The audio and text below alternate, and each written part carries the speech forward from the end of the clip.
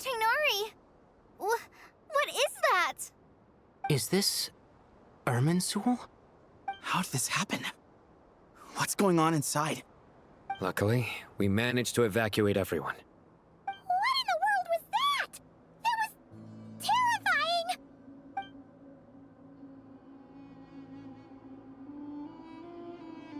Oh my.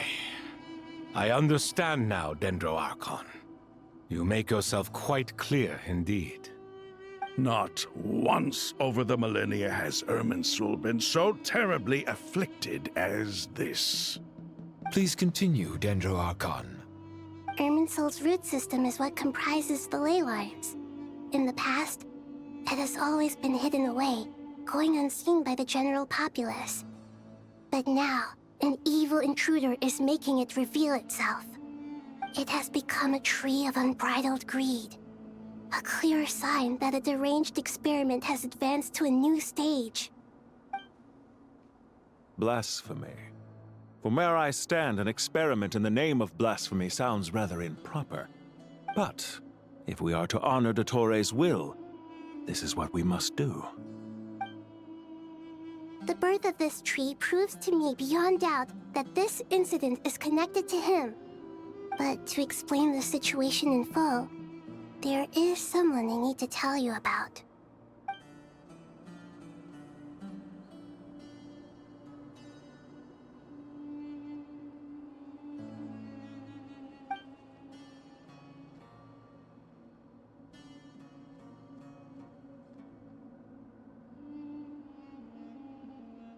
Zandik.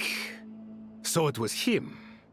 I saw him in the desert once. A man of supreme arrogance. So this is where it has taken him. But didn't Dottore die and not cry? How is he still able to do all this? He must still have loyal followers amongst the Fatui. Even so, I'm still unclear as to how he has been able to wield such a profound influence over Irminsul. I can confirm that Fatui forces have arrived in Sumeru City. Furthermore, Irminsul seems to be undergoing some kind of mutation. Evil branches are beginning to grow. Things that do not belong to this world are slowly but surely materializing. Sorry, I couldn't think of any other word to describe it.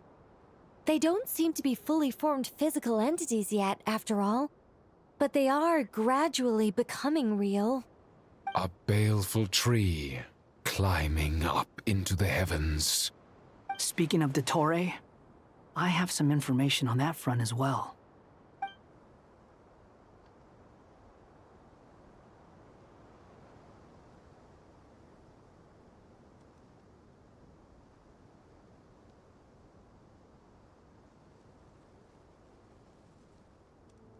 I didn't think it was wise to state this out in the open. But my theory is, the mole wasn't cut off after he was caught. They wrote him off from the beginning. You mean, the Fatui never intended to follow through with him? Then why plant a mole at all? It's hardly a conventional strategy, and the rationale behind it is pretty twisted. But as it happens, I know someone who works exactly this way. And when it comes down to it, his goals are very simple. He just wants to confuse people, so they can't figure out what he's up to. He's been a collaborator of Dottore's from the outset. That fact alone confirms that Dottore is involved with this somehow.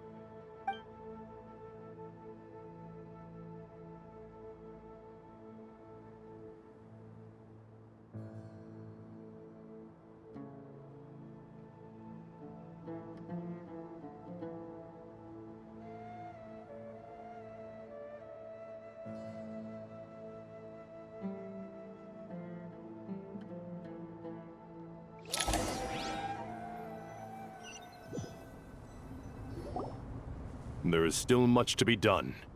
Everyone, please remember our core strategy. As per the discussions, the following groups must act immediately. Mr. Alhaitham and Mr. Kave, the next phase of the Aru renovation project must begin right away. Godspeed to you both. We'll give it everything we've got. The plan looks feasible, but the implementation will require certain resources.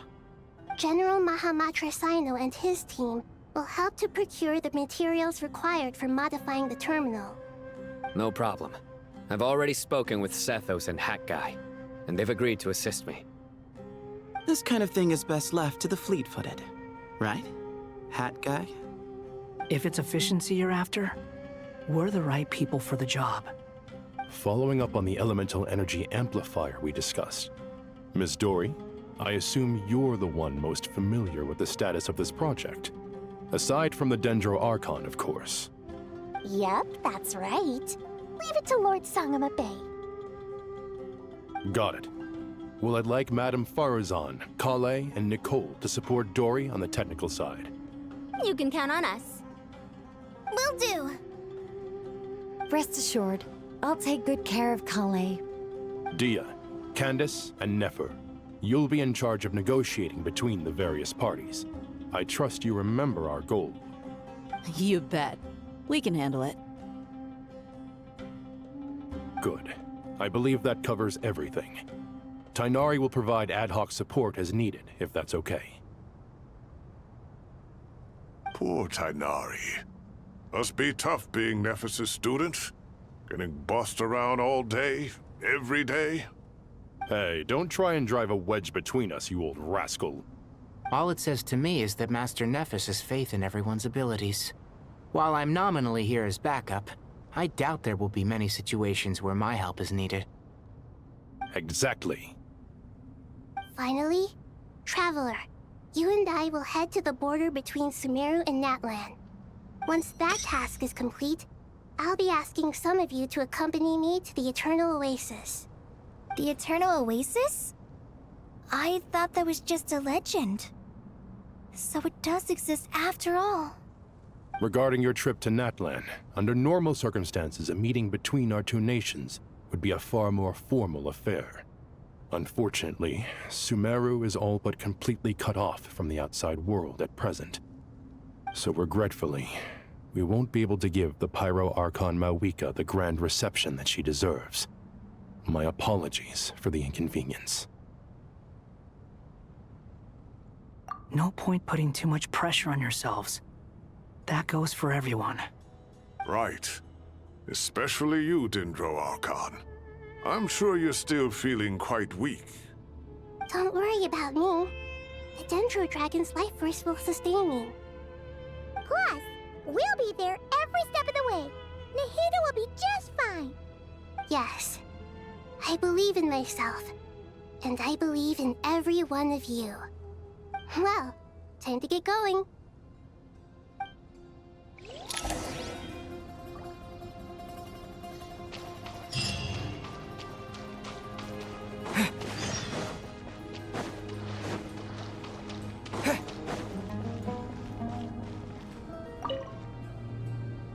To what extent we can implement the final plan depends on how successfully the Akasha can be modified and configured.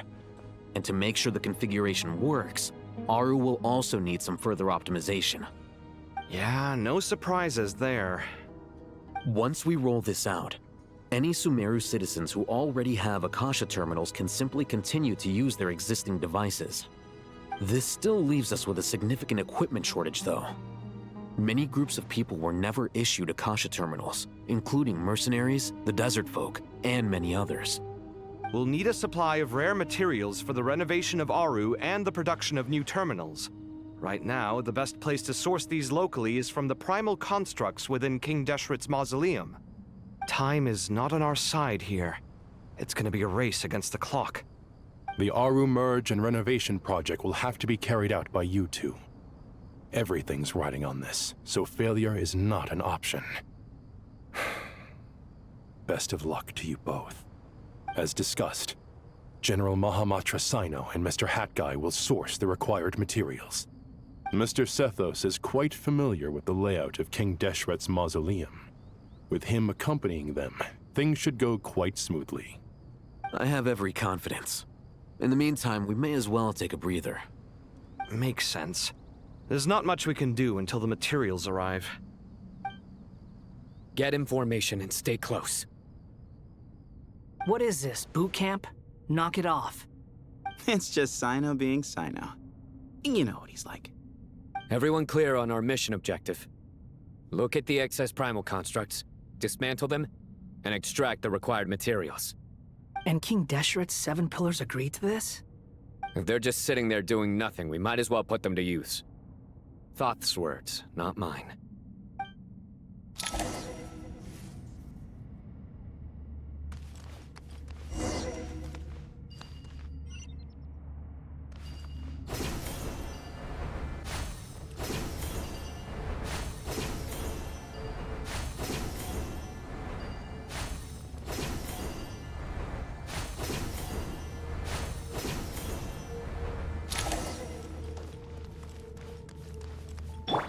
The wind rises.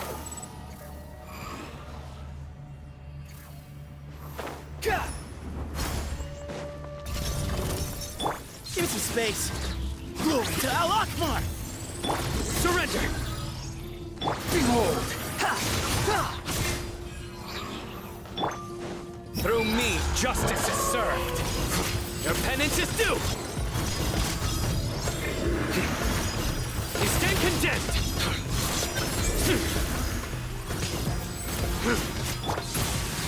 Squall and fury!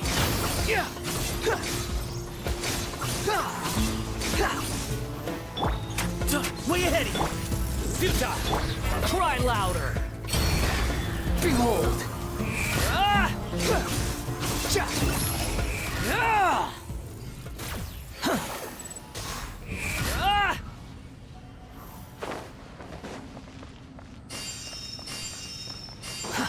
Too slow.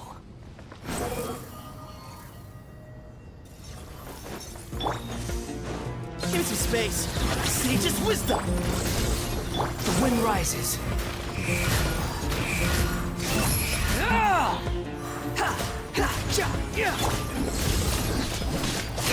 Judgment is upon them. Guilty. Your penance is due. You dare to gaze upon me? Way ahead! Glory to Allah! Surrender! Behold!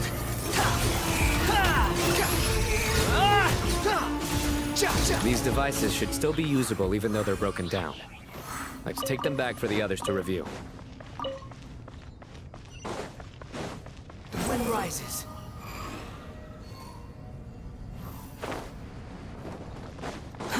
Too slow.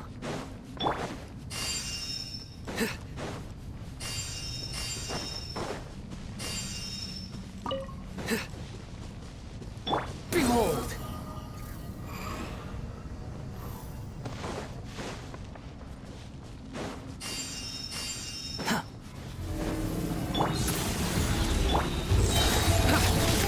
Your sins weigh upon your soul!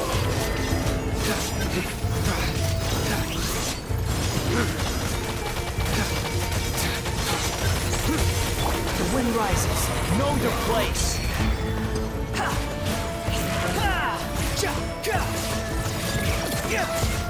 Squall and fury. That's far enough. Search forth. Excuse me. Move or feet. How many do we need again?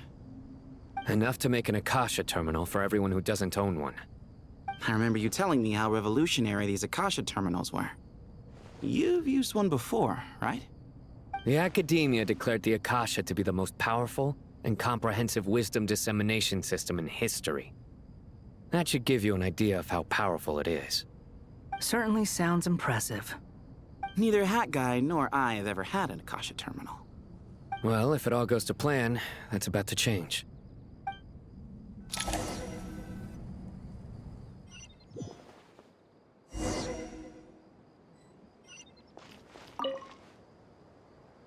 Oh, goody! Thank you so much for handling the delivery. What a long way it was.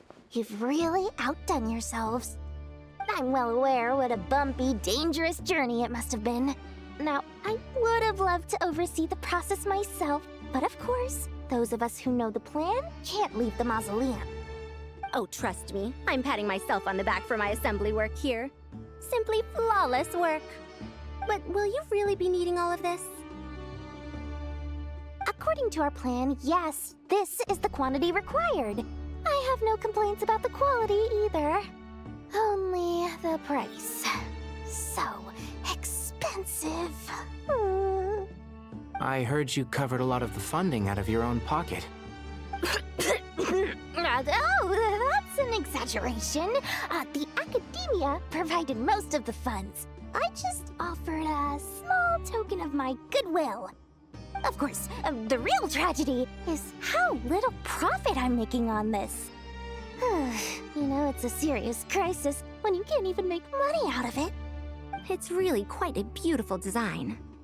And I'm intrigued by how such a diminutive device is able to output the power of the Light Realm. Did you attend the lecture on Light Realm energy, Madame Farzan? I don't believe I saw you there. Of course I attended. I was just a little late, so I had to listen to the whole thing from outside the back door. Anyway, I have a perfectly good understanding of Light Realm, elemental and abyssal energy, as well as the relationship between the three. Good to know. Master told me in private that the conversion process between Light Realm energy and elemental energy involves highly classified knowledge that shouldn't be disseminated too widely. But even so, the scholars still shared said information. Well, you can't enforce a rule that everyone breaks. Is that the idea? At first, the Dendro Archon was reluctant to explain it in great depth for safety reasons. Later, she came to terms with it, and simply informed my master that we would all have to face the question of survival together. To protect someone from such dangers means keeping them in the dark. But for someone to know and embody the wisdom within, they must understand its very essence. It's an information hazard.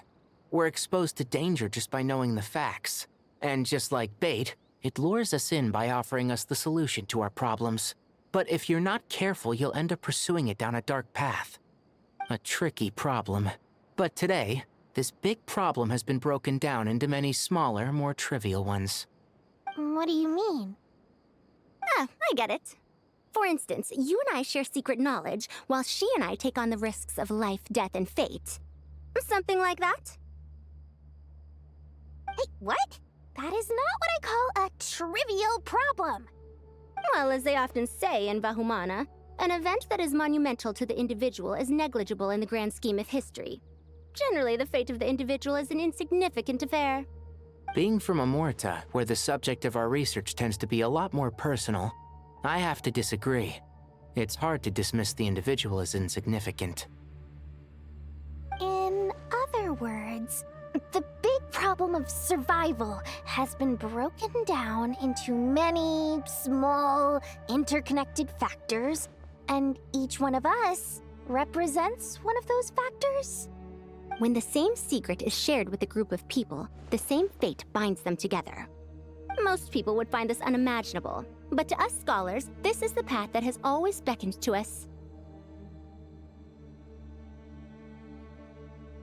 Sharing knowledge is a good way to fight against fate. I will always believe in that. All right, I think that's everything. Thanks a lot. But don't go anywhere just yet. I'll still be needing you to calibrate the equipment.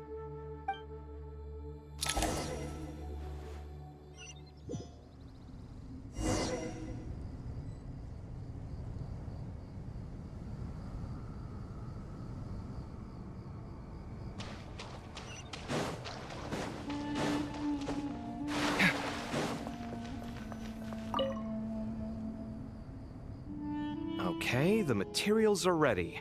We can proceed with the next phase. Alhaitham, how are you getting along? Most of the information in Aru is written in ancient desert scripts. Some of this is written in a tribal language, while other parts seem to be a variant of an oasis script, based on the glyph forms. Oh.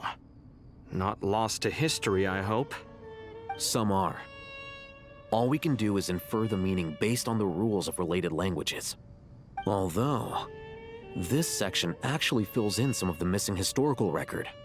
I'm transcribing it so we can bring it back to the Academia. After Aru started up, 2 more lines of text appeared here. Can you read them? Humans may not read what is written by the gods, except by not reading. Victory should not be easy to attain, for it symbolizes divine wisdom. Knowledge must not waver, for it has external borders. Is this a clue to solving a puzzle? Or is it being symbolic? You can't read it unless you don't read it. Victory is wisdom. Knowledge is confined by borders. Wait, I think I've got it. It's a metaphor, isn't it? It's talking about... A chessboard.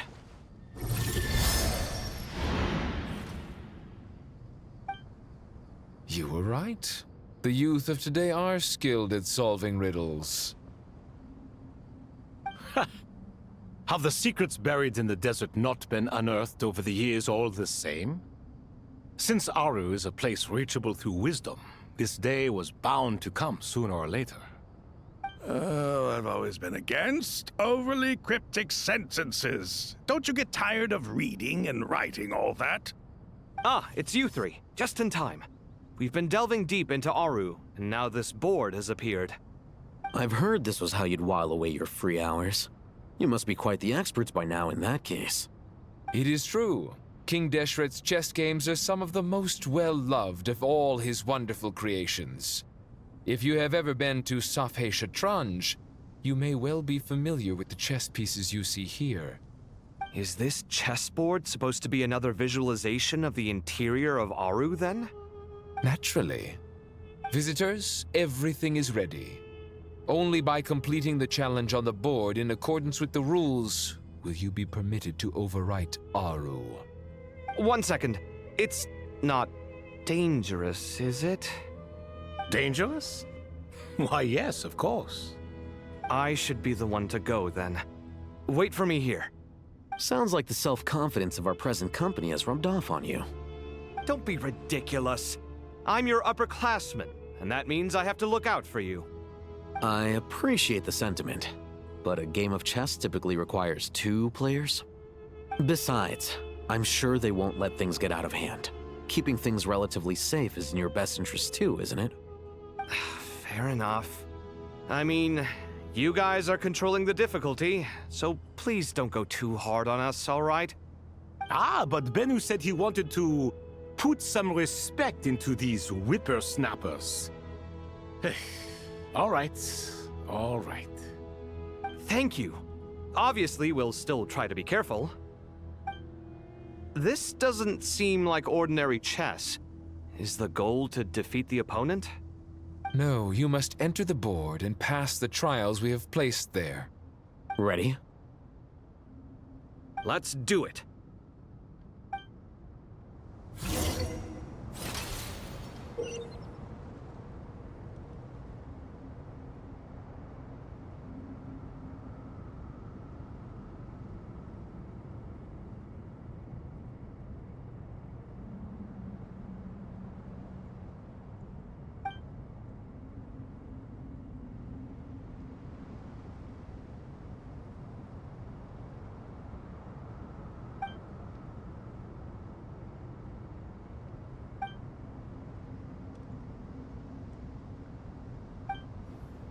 The first trial is posed by me.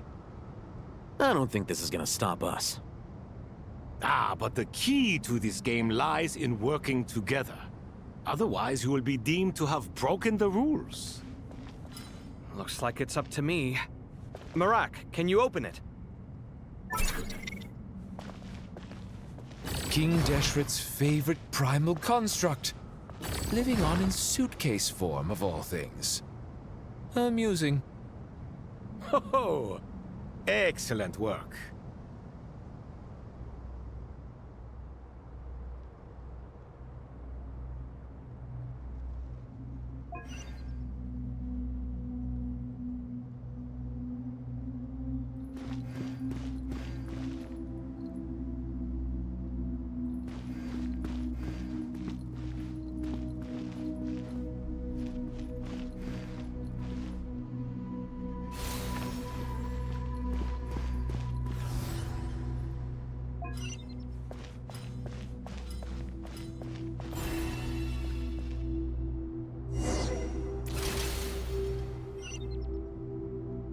Now is the time for my trial.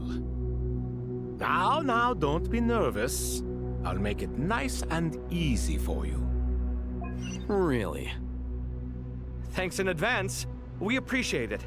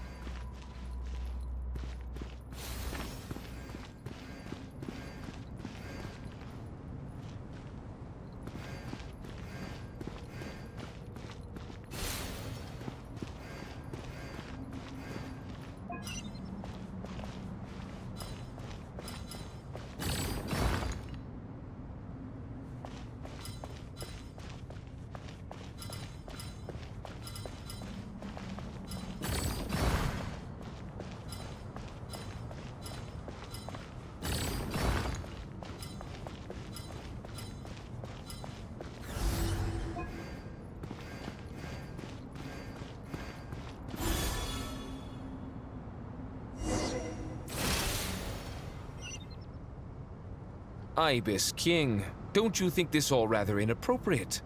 You may as well be handing them victory on a silver platter. Do not expect me to follow your lead. Ha! Suit yourself.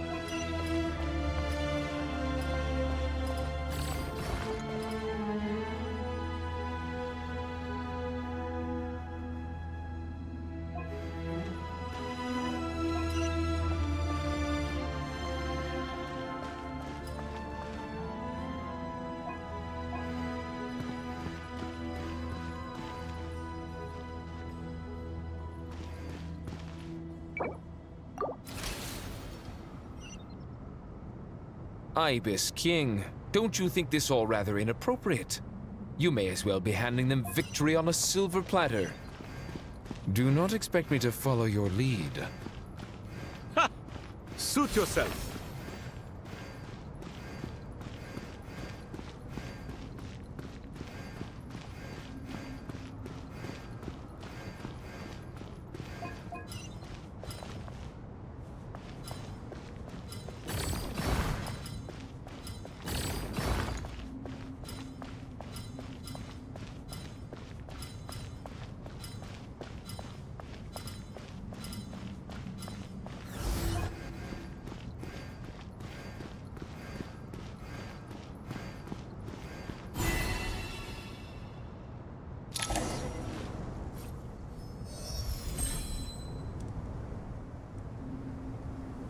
Done. Finally. It's over. But seriously, that was incredible! Standing on the chessboard felt completely different from standing on solid ground. And also... Oh, sorry. I'll save my thoughts for later. Thanks to the three of you for helping us out with this. Is it just me, or were you giving us quite a lot of guidance along the way? We made but a humble contribution. You lived up to our expectations. Bravo! Our aid was not given for naught. In addition to the existing functions, I'd like to ask you for another favor. Since Aru's interference shield can cover the entirety of the mausoleum, it should be possible to extend its range even further. Perhaps you can find a way. So, building upon the existing functions to... Ah! I'm with you! Imagine for a moment. What would the ideal outcome look like if this function were compatible with the devices? I agree. This is the best solution possible. Please, everyone, we beg you to help us. Me, oh my! Well, since you ask so very nicely, I suppose... Goti? Croco? What do you say? Naturally.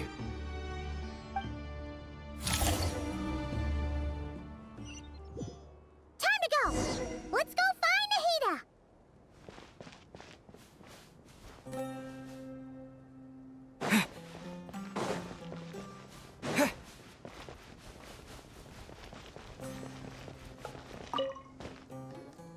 There you are. Miss Nicole truly is an angel. She shows great wisdom in guiding others, and she has already sent word to Natlan on our behalf. She said that while the other members of the Hexen Circle are busy with important work, she is quite free, and she is more than willing to accompany the people of Sumeru for the entire journey. Oh, there's Nicole, all right.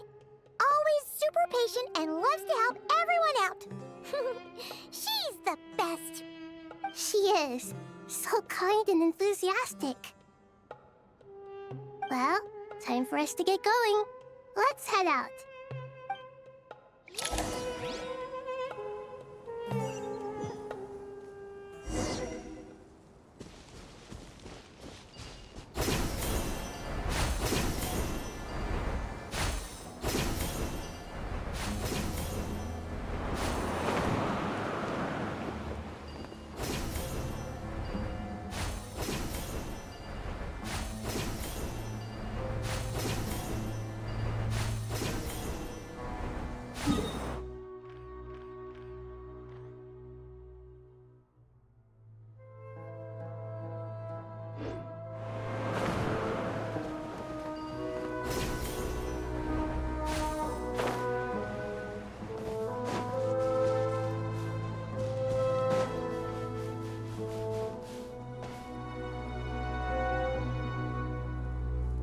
This should be one of the closest places to Natlan in all of Sumeru. There's the barrier Nicole and Nefer mentioned. It completely cuts this nation off from the others. But why? Why separate you from the rest of the world now, specifically? And if I'm not mistaken, Irminsul was polluted once before, wasn't it?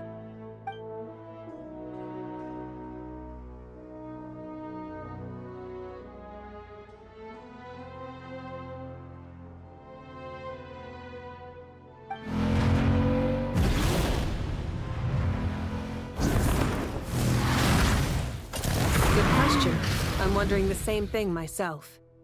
That voice. Mawika! You got here pretty quickly. Hello, traveler. It's been a while. Hello there. Hello, Dendro Archon. Mawika, I apologize for asking you to meet at the border on such short notice. I also apologize for not being able to greet you in person. The form in which you see me now is one carried by the Traveler. The real me is inside the mausoleum of King Deshret, and I am reaching out to you with my mind from here. Irminsul has been infiltrated by the Doctor. We must be on our guard, as he can spy on information in the world from within the tree. Fortunately, there is no record of the Traveler in Irminsul, and you are still within Natlan's borders. My records will be preserved in the Night Kingdom, rather than the ley lines. As long as the Night Kingdom remains disconnected from the ley line cycle, the Doctor has no way of knowing my movements. Exactly. So by meeting each other in this way, the meeting essentially never happened. No wonder Paimon didn't come. You were concerned that her activity would be recorded by Irminsul. The Natlanese have heard about the situation in Sumeru. With the borders sealed off, merchants have been forced to stop their shipments. It's pretty serious, and you're the ones bearing the brunt of it. I'd like to address the question you raised at the beginning. I can offer a brief explanation, although it will sound rather cruel. I don't reach this conclusion gladly, but Irminsul predates the heavenly principles. It existed long ago, when the dragons of Natlan were at the height of their power. So even when the people of Sumeru became ill because of pollution, it was not a critical issue from the perspective of Irminsul itself. As long as it continues to function normally, the barrier will not be activated. But this time, the Doctor's invasion has directly affected the tree. That is what caused the barrier to deploy. The heavenly principles established a rule that when Irminsul is plunged into grave danger, a portion of power will be reserved to isolate Sumeru. That way, even if Sumeru is destroyed, the outside world at least has some time to catch its breath. We'd certainly need it. The heavenly principles created almost everything that exists in Teyvat today. To them, preserving the existence of the world and its inhabitants takes priority over protecting Sumeru. Meaning, protecting Sumeru now falls to you. Yes. My own power may be limited, especially compared to yours. But that doesn't mean that we're just gonna sit around and wait for the end. If necessary, I will utilize any and every means at my disposal. Nicole of the Hexen Circle didn't say exactly what this meeting was about. But after hearing everything you've said so far, I think I can guess where this is going. That's right. Nahida and I discussed it at length. We both know how presumptuous this is, but... You need the pyronosis, don't you? Yes, you guessed correctly. Originally, I only intended to borrow it, but the situation is far graver than I foresaw. So instead, what I ask of you is to please give the pyronosis to Sumeru. Why do you sound so nervous? There's no need to be shy. Surely a gnosis is pretty important to a god. I guess, but it's not as if losing it would suddenly render us powerless. But I'm sure you don't need me to tell you that. With all the nations you've traveled to, and all the gods you've met, you must have realized that by now. As far as I'm concerned, a gnosis is basically an elemental energy enhancer. But I don't usually use it. You know me. I like to think I'm pretty strong without it. Yeah, not about to dispute that. So you see, you don't need to sweat it. Here, take the pyronosis. Huh? Just like that? Uh-huh, just like that. To tell the truth, I've always toyed with the idea of giving it to someone who needs it more than I do. I know you accompanied Nahida here to try and increase the chance of success. It's a good thing you did, because your involvement is one of the main reasons you've managed to persuade me.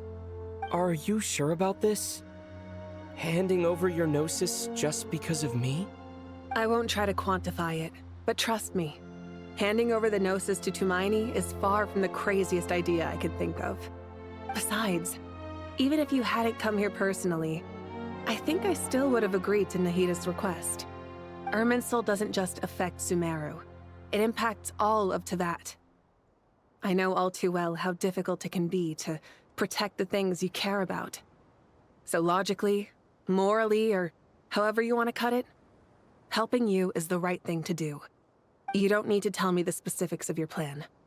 Where the Gnosis is involved, the tighter the secrecy, the higher your chances of success.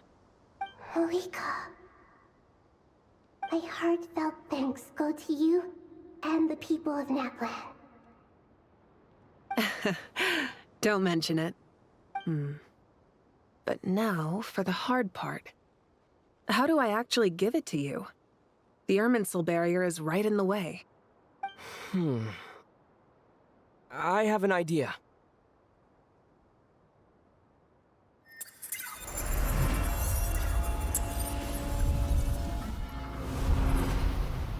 Just as I thought.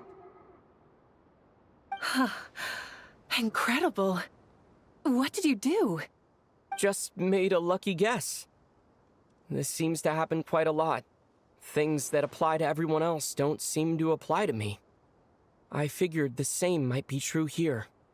Irminsul usually produces effects based on the records it holds.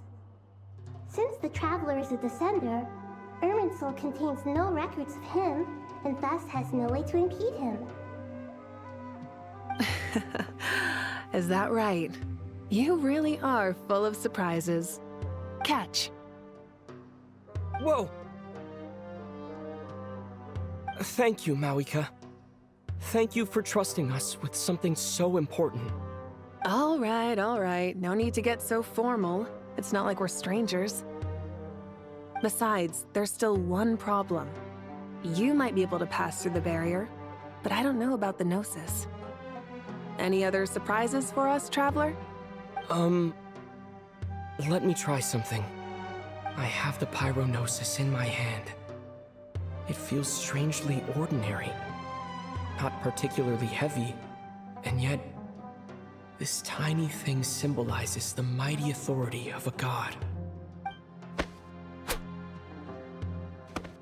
I need to think hard about my memories of Pyro. My memories of journeying through Natlan. All those important experiences I've had. The Gnosis disappeared. Traveler, are you alright? I'm fine. The Pyrognosis disappeared into my body. Just like phlogiston. Maybe it resonates with you because you've mastered the power of phlogiston. You might not be recorded in the ley lines, but you're still our Tumaini. Whew.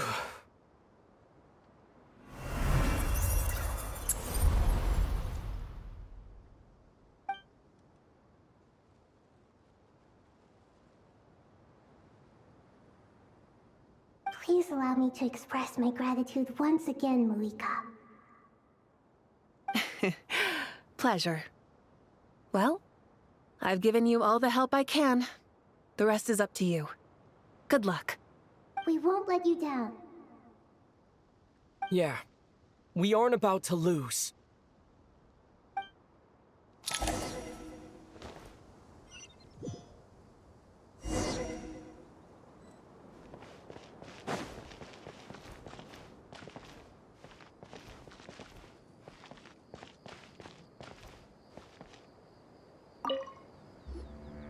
Traveler, Paimon, how are you feeling? Paimon's a teensy bit nervous, but only a teeny tiny bit. Seems like she's gotten way braver over the last few years, huh? Of course. After all the adventures you've had with the Traveler, I'm sure you've gained a lot of experience and grown as a person. I'm doing all right. What about you, Nahida? How are you holding up? With the negative effects of Irminsul, I'm a bit like a piece of fruit that's been burrowed into by hungry insects and left to rot. I'd be lying if I said it was nothing. But please don't worry. We all know what we're getting into, and we've prepared as well as we can. I believe in everyone. I believe in you. And I believe in myself. Stoking the fire inside oneself is certainly one way to live. But knowing when to rely on one's companions is also a form of great wisdom. I've been quietly learning little things from everyone, like plucking tufts of fur from a sumpter beast. Me too. With the constant traveling, I'm always learning and growing. That's the journey of life. I think there's someone else here who would share that sentiment. Don't worry about what I think. I was just passing by and happened to overhear your conversation. What are you talking about, hat guy? This is the top floor. No one passes by the top floor. Says who? You can fly just like I can. I would have thought it makes sense to you of all people. I don't know why, but I feel a little more relaxed now. It shows that you feel comfortable laying down your burdens in our presence. It means that Sumeru is a place you can trust, where you know we have your back. And we feel exactly the same way around you. That's what it means to be friends.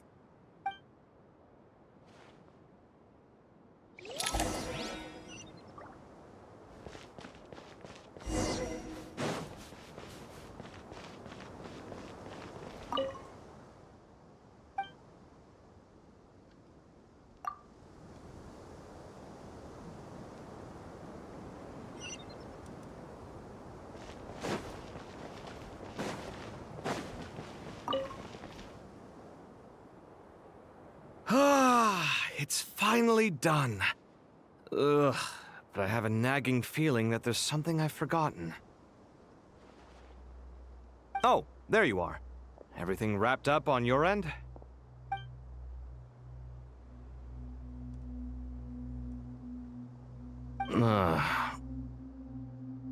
Okay, fair enough. That was a pointless question.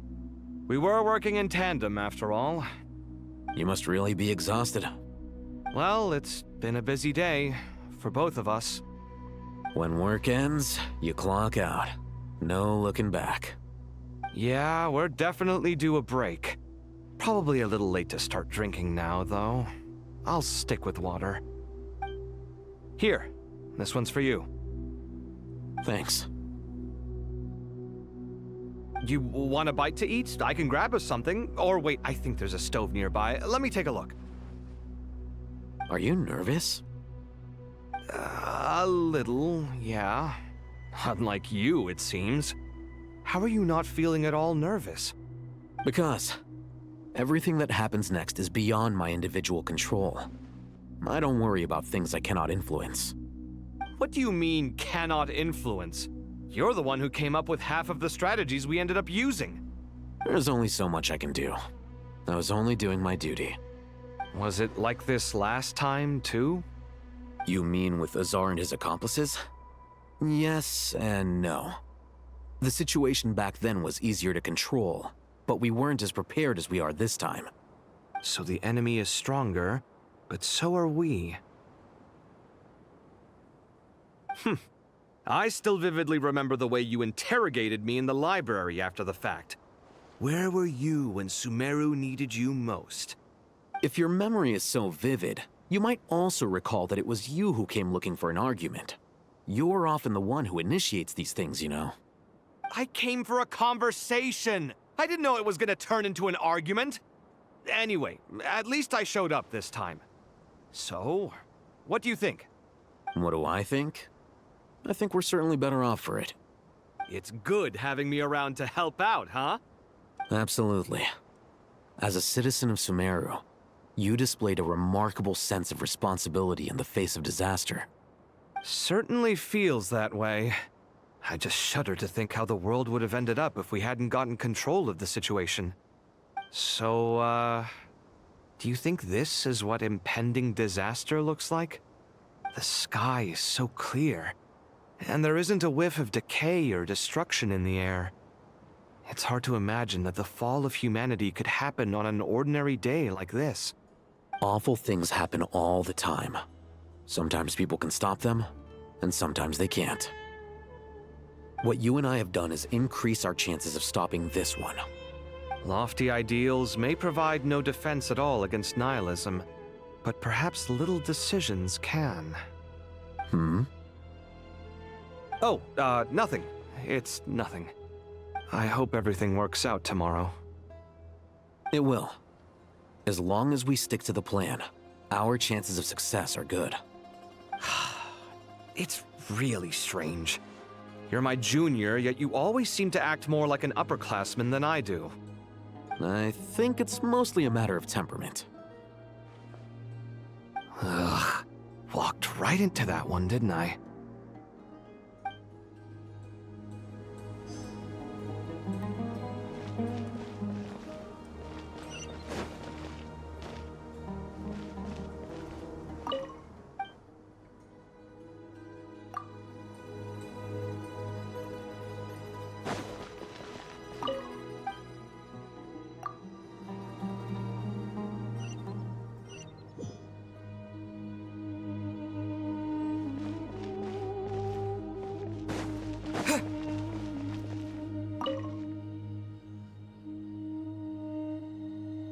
We'll make our move after sunrise tomorrow. Good. Is everything ready? As much as possible. That'll be enough. Don't let the pressure get to you. We'll take things one step at a time. That's how we've always done it. Master Tainari! Mr. Sino! So this is where you were. I brought some juice and some water. Would you like some? I know how easily you get dehydrated in the desert, so you should definitely have some water. In which case, I'll have the juice. I gotta ask, though. Who's on juice-making duty at a time like this? Madame Farazan said she was feeling a little nervous, so I told her about the automatic juicer my friend invented. She took it right off me and started making carton after carton of juice. A juicer? Did Sucrose send that to you? Yeah. I hadn't had the chance to try it out before this incident occurred, but I couldn't bear to leave it behind in Gandharvaville. The juice is very sweet. I think so too. Kale, how are you feeling? Physically, I'm okay, but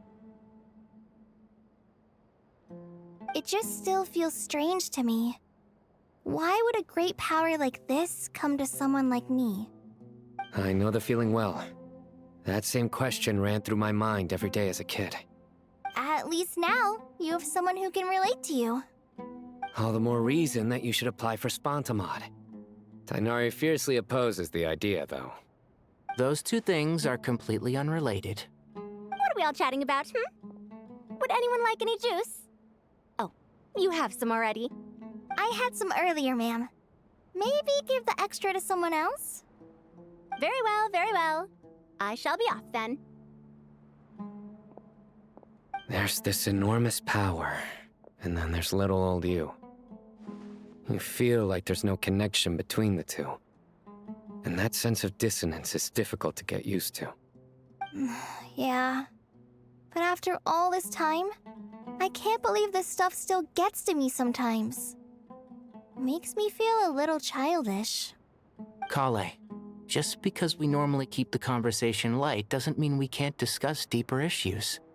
I don't think it's childish at all. You were the victim of a terrible crime. It's normal to struggle with the fallout from it. You have absolutely nothing to be ashamed of. My professor once told me that no incident can be considered truly resolved until the victim says it's over. Your rage and your pain are completely justified. Thanks. Miss Nicole said that the same god remains which were once used to inflict so much pain upon me have now become a weapon with which I can protect everyone. It's like my own personal kind of evolution. Every innocent person who's been hurt needs time to realize that it wasn't their fault. I was the same. But it's all about to be over. Tomorrow, it ends for good. I don't know if you've noticed, but you rarely stumble over your words anymore, and your outlook has become much more positive. It's a big change from how you used to be. And since this isn't over, you can settle the matter on your own terms. It's time you seized back control. I believe in you. Yeah. Sumero is my home. And it's so important to me. I have to protect it. No, I will protect it. And once you're done, How about you come back and apply for Spontamod? Stop it with the sales pitch, would you? Hey, excuse me. There are still 3 unclaimed cups of juice here. Why don't you take one each? Ugh, my arms are getting sore from carrying them around everywhere. Madame Farazan, why are you... Here, let me take them off your hands. Thank you, Madame Farazan. Drink up and enjoy my handiwork. I think I'm going to make something else now instead. Please, try to relax, Madame Farazan. Your nerves are starting to get the better of you. I know, I know.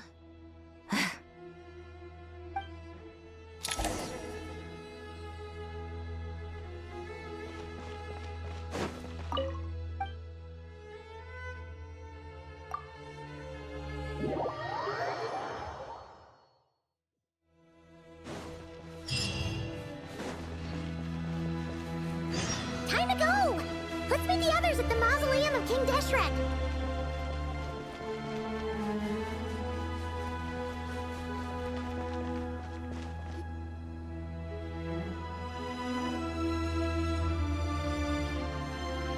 I have not felt this way in a long time.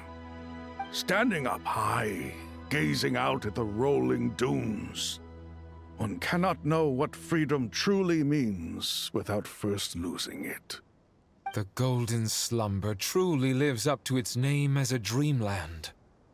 Though desert sands exist there too, no mirage, no matter how glorious, can compare to true beauty. Dendro Archon, what is on your mind? I was wondering whose counsel I should seek on the questions in my heart. What kind of questions? So many. More than can be put into words. As I once said to a friend, we look, we see, and we comprehend. But the question still troubles us. What are the many disasters that this world faces, but the sum of all irresolvable questions? The biggest question you should be asking is how to seize victory. Yes. Although, I would express it differently.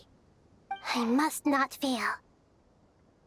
And so the question I am most curious about now is whether the path to victory will be an arduous one. What we declare to be a young sapling, we may, in fact, find to be a towering tree, if we would only cast aside our ignorance and look beyond the veil of time to see her true form. Nahida! We're here! Just in time. My preparations are almost complete. Ready when you are. We're here too. Miss Nicole! Miss Nicole! You run so fast! I thought I'd get a lot of exercise as a forest ranger, but I can barely keep up with you. Sorry, I got a little carried away. Lesser Lord Kusanali, the equipment is ready, and the modifications to Aru are all complete. As discussed during our meeting, Accessing Irminsul via the Akasha is no longer feasible at this stage. There are other options, it's just... they're a little more extreme, and more technologically demanding to implement. Maybe you should take it from here. The architecture and functionality of the Akasha terminals overlap considerably with Aru. There is reasonable evidence to suggest that one was developed based on the other, or that they both utilize technology of the same origin. As long as the transplant and merge operation succeeds, Aru should theoretically work on a scale greater than the Akasha and approximately equal to Irminsul. It will become the largest active computing device in all of Teyvat. A system this powerful is capable of a lot of different things. In the past, the Akasha was primarily used for one-way information transmission, but I suspect it could also serve as a central bridging hub. In the pursuit of greater knowledge, some scholars have attempted to connect their consciousness to Irminsul through the use of terminals, incense, and meditation. Correct. In academic language, scholars who reach that stage are said to have entered Satyavada life, Hypatia has performed this practice many times in the past, and she was once under my care for a period of time. Right. And this at least proves that there is a zone within Irminsul that can be connected to. That's right. Providing wisdom to the people is one of the very reasons for Irminsul's existence. I think I understand where you're going. Please, continue. In that case, I'll skip to the conclusion then. We need to further modify Aru, merge it with the Akasha, manufacture terminals, and distribute them to every single person we can reach. Every person? Even the desert folk? Yes, everyone. I've already calculated the amount of raw materials we need. So you mean we're going to get new Akasha terminals? Yes, but this time the people of Sumeru won't be using them to acquire knowledge, just to connect to Irminsul. That's the key. When we evacuated the city, we brought all the important assets from the House of Dana, in case we ended up needing them. Fortunately, this included the Akasha system's main terminal. We've checked all the relevant records, and one thing is certain. Nothing like this has ever been done on this scale before, so... Everyone in Sumeru is part of the plan. Whoever controls the people controls the situation. Since this function of Irminsul was introduced, it has only ever been made available to scholars, who don't constitute a particularly large group of people. But by expanding the scale to include all the people of Sumeru, all the individual connections will stack up to create a significant load on the system. Under normal circumstances, Irminsul would be able to cope with the additional load. But with it already being under strain from other activities, its remaining capacity is limited. Thus, it might be possible to shut it down completely by overloading it.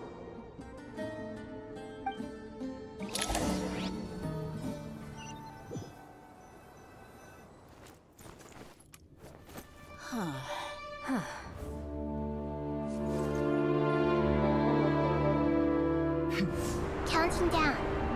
3, 2, 1. Are you ready? Ready!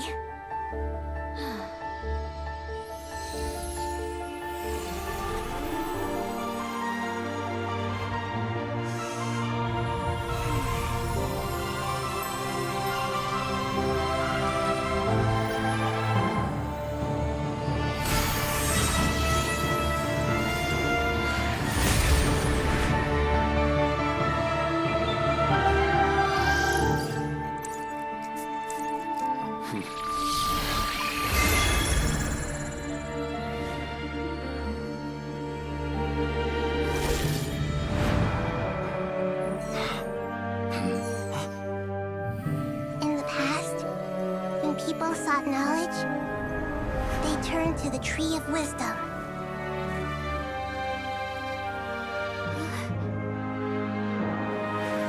Today, we use it to save Sumeru and the whole world. These boughs that nurtured learning must not become tools for destroying the world.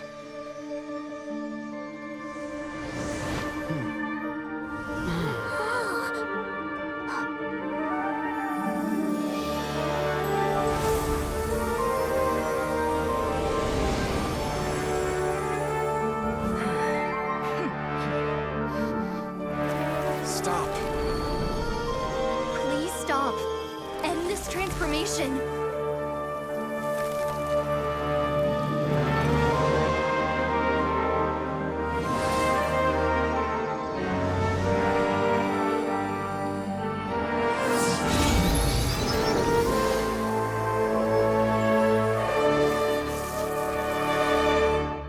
You would shut down Irminsul just to stop me? You fools. I have all the time in the world.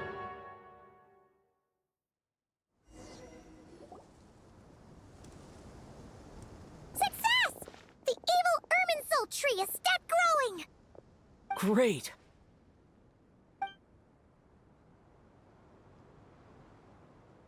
What a display of true courage!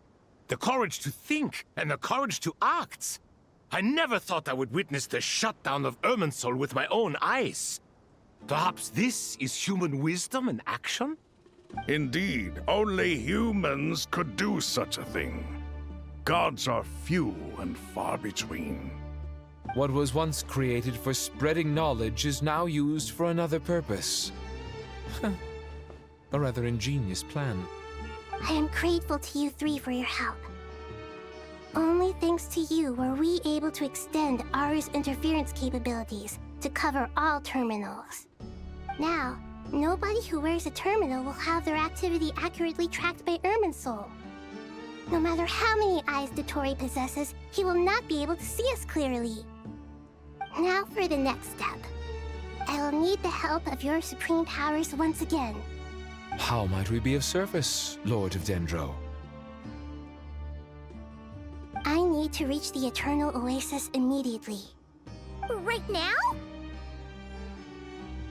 In that case, Ibis King, would you agree that this is a fine opportunity to dust off our old tricks? Never. I assume you have that chess set with you? You mean the one you gave to me as a gift? Asking for it back, are you? How could I? You misjudge me. I just wanted to show you another way you can use it. Connect to Safei Shatranj.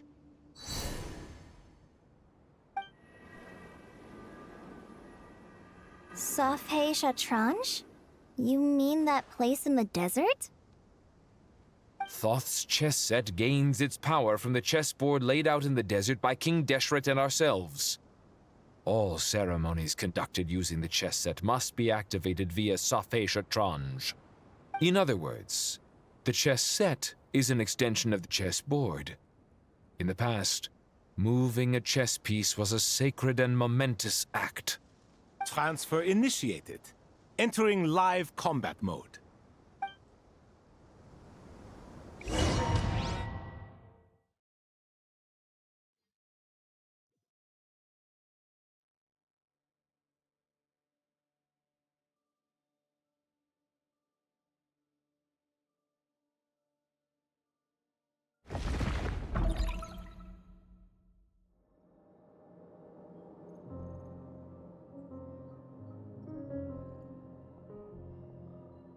We haven't heard a single word from our spy in the desert. I'm afraid he might have been captured. Never mind. But we spent years turning him. And a lot of Mora. Nothing comes for free in this world, but the loss is not without its purpose. For a small price, we have wasted a precious amount of the limited time they have. Quite a bargain, if you ask me.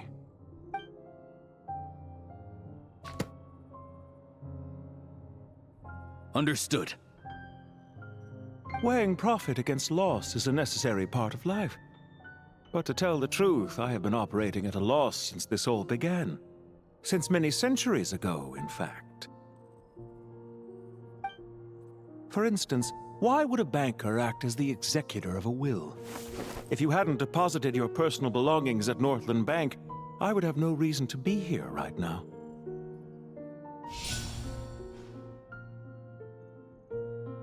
Dottore, I've placed your final data backup into the ley lines as per our contract. I trust we are now square for the safe deposit fees you paid. Is it not a little petty to split hairs like this, given our amicable relationship? I consider sound bookkeeping a matter of principle.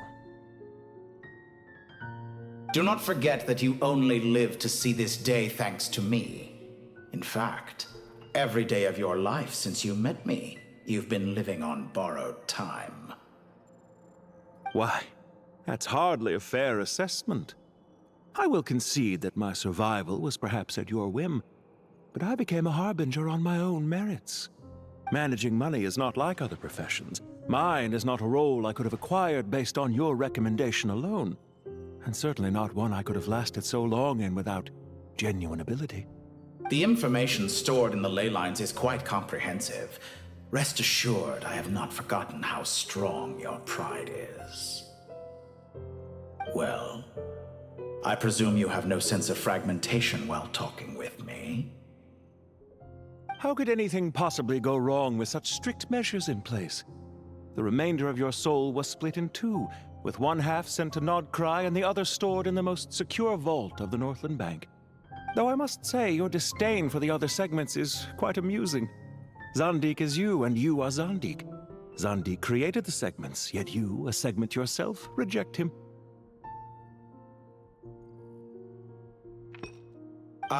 That is, Zandik, created segments of various ages in his later years.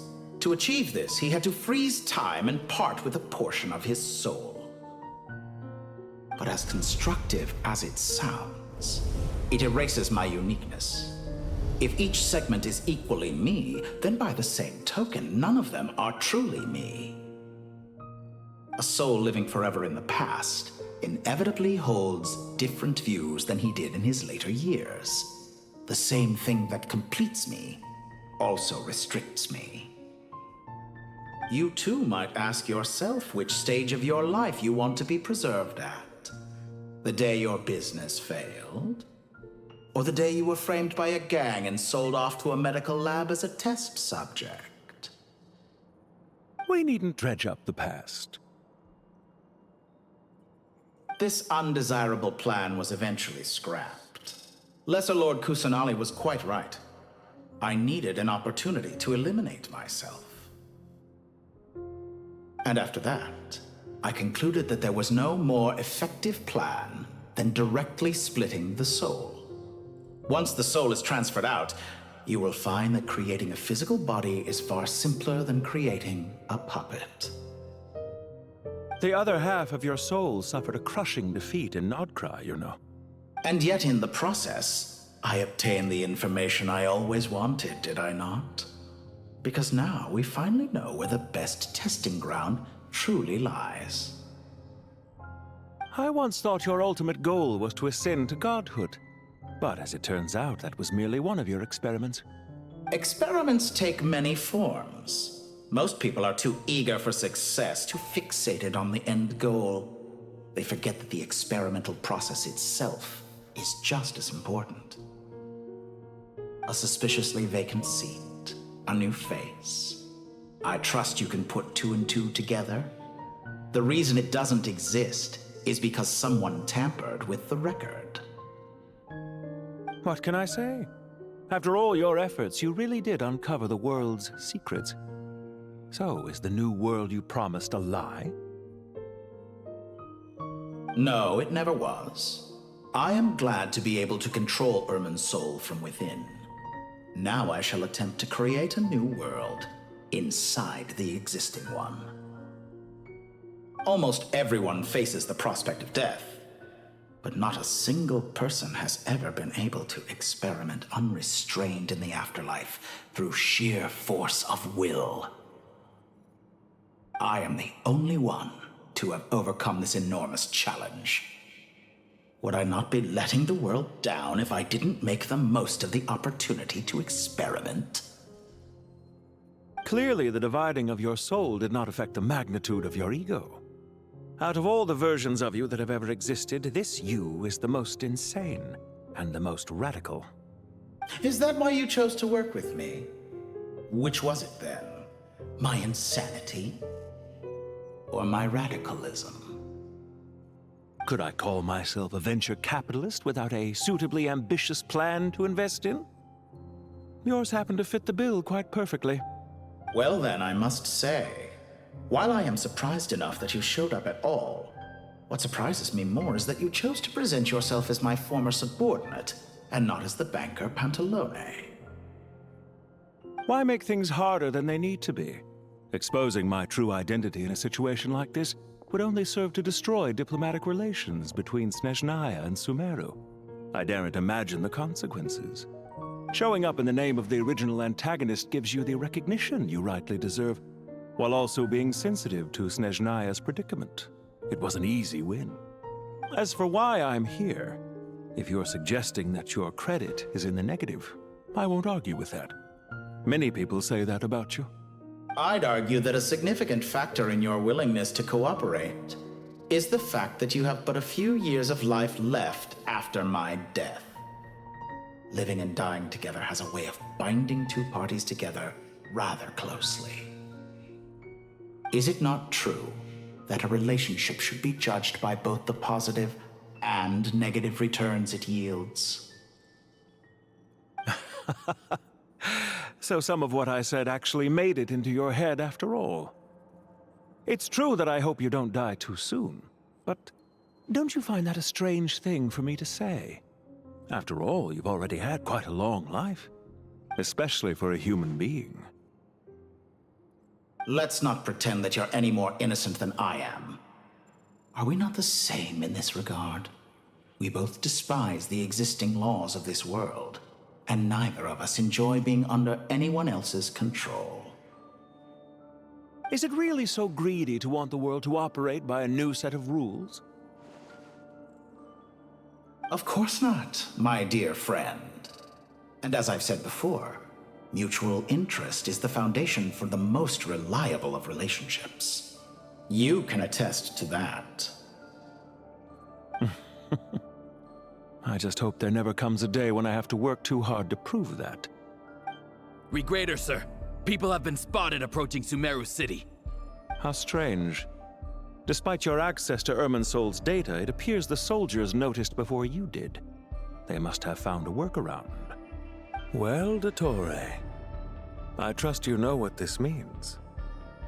The fact is... They're coming. They'll breach the city gates any moment now. But even so, I would say Irminsol is a wonderfully convenient thing on the whole. If you do manage to create a new world, perhaps you could plant one outside my office, too. I'll consider it. What do you need me to do? Stall them? The experiment will take time. Stall them for as long as possible. Very well. But you're really asking for the moon here. Have you heard this story? There was once a guilty man, kneeling in the center of a church while an angry mob outside waited to bring him to justice. He pleaded with the gods, begging them to grant him one final request, the chance to finish confessing his sins before he was sentenced. Many suns and moons passed, seasons changed, and still his confession continued, as if he intended to speak until the end of time. Are you suggesting I worship you as a god? Or were you hoping that I might confess my sins to you? Certainly not the latter. That would make my life miserable indeed. For someone who despises them so, you never seem to have any objections to me creating or becoming one. At first, I thought you'd be furious. Concerned I would terminate our partnership, were you? Not at all. You had reasons why our partnership must continue. Don't you find people's attitudes toward gods amusing? A god descends from the heavens and people worship it unreservedly, blindly following whatever rules are given to them. And yet, when they see an ordinary person gain godlike levels of power by virtue of their own hard work, they treat him with nothing but suspicion, even if he is a compatriot. Is that supposed to be a compliment? No. I was just thinking. I pity the man who would call you a compatriot. There's no need to be so self-critical. I know it's a little late in the day to be asking this, but how have you been keeping? I'm flattered that you would take the time out of your busy schedule to consider my well-being, Doctor. The part of your soul that went to Nodcry caused quite a stir, sending our organization back to the drawing board on numerous fronts. It was quite a headache for everyone involved. Dear me, I must have caused you no end of trouble. You certainly did. I had the rare honor of being summoned before the Tsaritsa with Pulcinella to answer for myself. A terrifying ordeal. Don't worry, I pulled through. At most, it's a public relations nightmare. I made sure of that. Now I'm curious. How did you explain yourself? Oh, it was quite simple. I just pinned the blame on someone who wasn't there to defend himself. I could hardly be expected to defy the demands of someone as insistent as the Second Harbinger, now could I? How you slander me. You know full well that I am perfectly amenable to reason. There's no question that you are partly to blame for the ruin of my reputation over the years. Do you have anything lined up for when this is all over? Hard to say. Field work always takes quite a toll on me, as you know. Once I'm back at Snezhnaya, I'll start with a well-earned cigarette. Why are you so eager to ruin your lungs after I went to the trouble of replacing them for you? If you have an issue with it, feel free to try to stop me.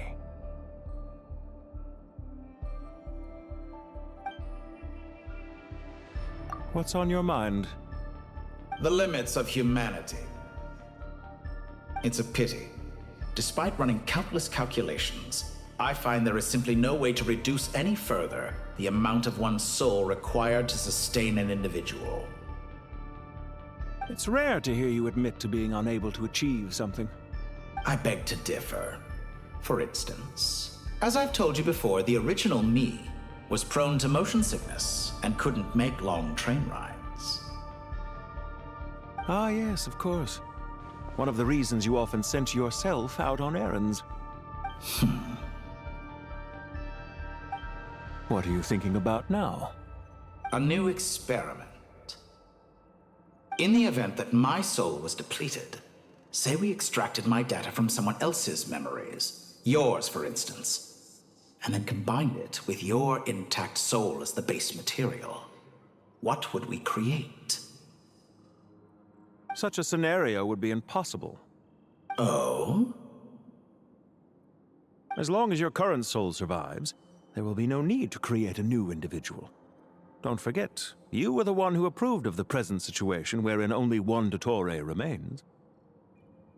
And if you ceased to exist, who would be capable of performing this experiment?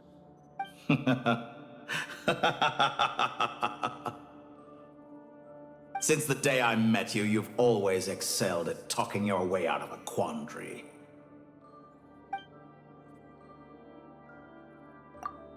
Isn't it a little too early to be saying goodbye? Not that I wish to keep you from your business, of course.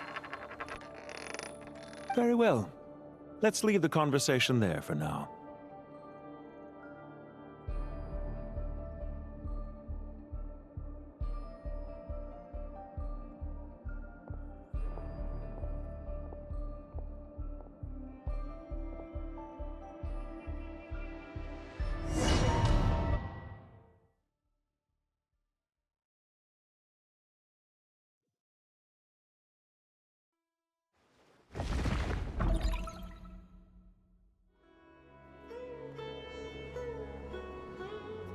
The power of King Deshret's 7 pillars is truly remarkable. With just a chessboard, you can move an entire unit across the material plane. Yeah, sets us up for a much easier fight. Really makes my day. The last time we stormed the city, it involved a lot more running around. I wonder how many people can say they stormed a city twice in their lifetime. I was just thinking that.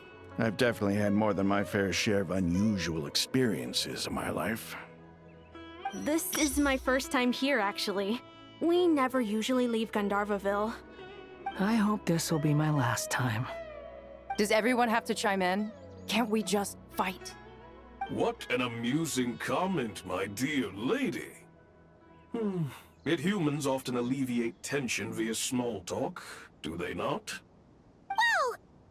Why is Candace's shield talking? Because the image on her shield is one of me. And I, of course, can appear wherever I wish to. Huh. Well, la-dee-da. Isn't that fancy? Could I get in on this? You wish for your gauntlet to speak? Why, certainly. Ahem. I think you'll find that it is I whose image is carved hereupon. Thanks. Definitely feel stronger now. You're welcome, my lady. I am glad to lend you my power. Sino, what's the situation? There are troops stationed at every entrance. As we expected. A frontal assault will suffice. Everyone, stick to the plan. We'll take the main entrance. You head for the House of Dana's side door. Move out.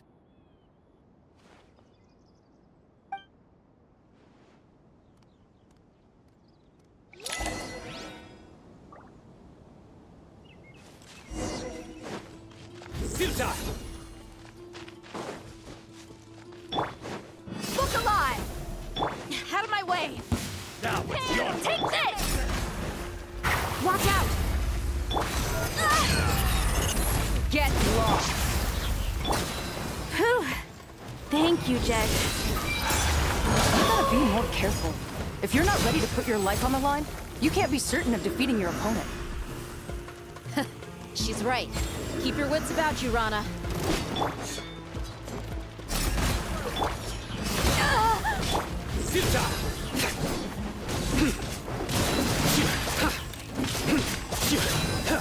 No escape! Yield! Grant us your blessing! Surrender! Through me, justice is served! Can't run from... Take them out and secure the harbor. Reinforcements will arrive by water. Consider it done. Show no mercy!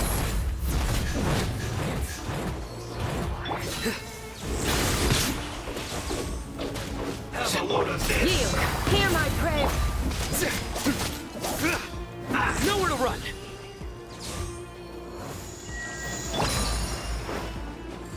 Buckle up!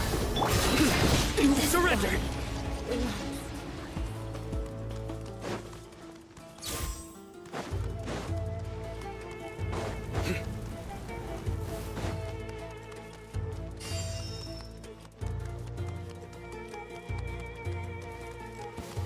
Looks like we're in for a tough fight.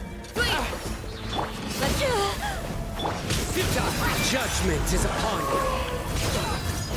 Your penance is due!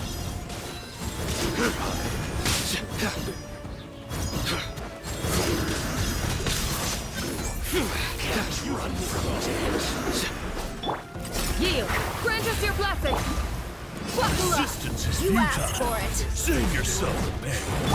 Nowhere to run!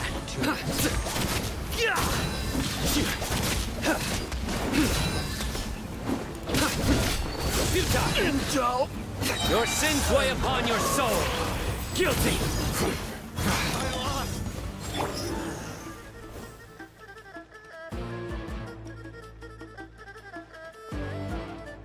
Waterway secured.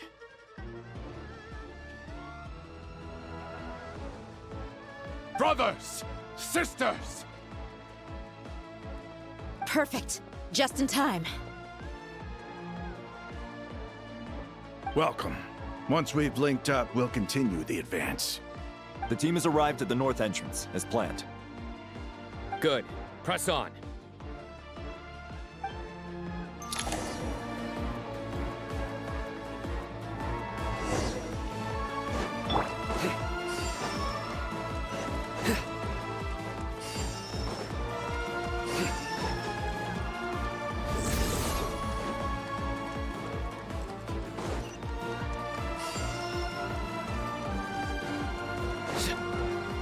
Nowhere to run! Are you here to play with me? Let's get it on!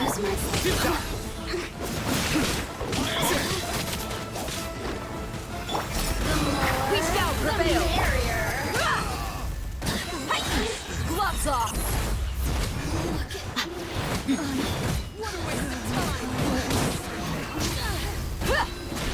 What's alive? Nowhere to run!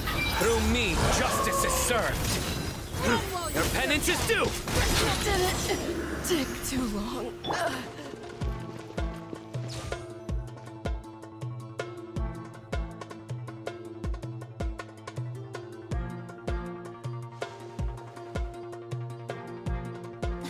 Look out! It's an ambush! Finally. We need to hurry. Take the middle road now. Mahamatra Sino, area clear. Don't relax just yet. More Fatui approaching from the right.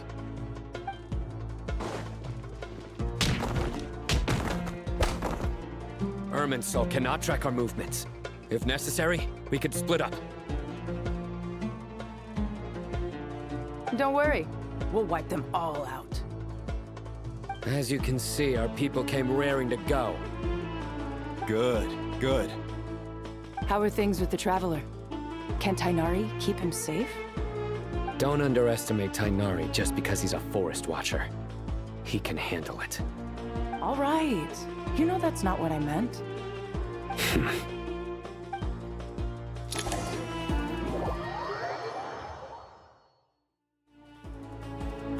Sino and the reinforcements have drawn the Fatui's fire away.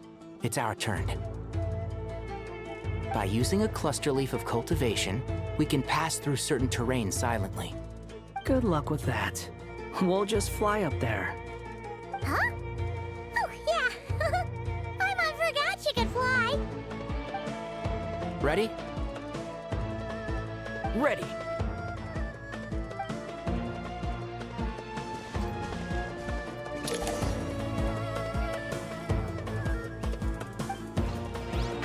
Can't see?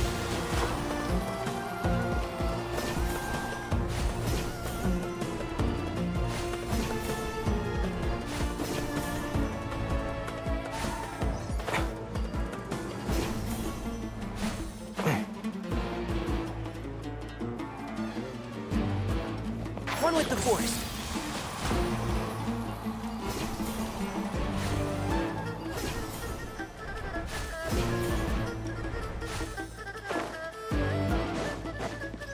Behold! Upon the gale.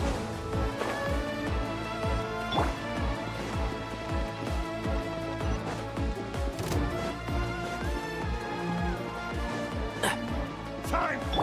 Squall and fury.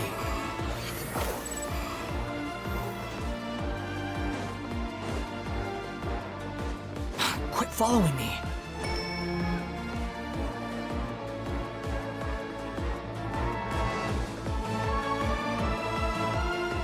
Fatui soldiers up ahead.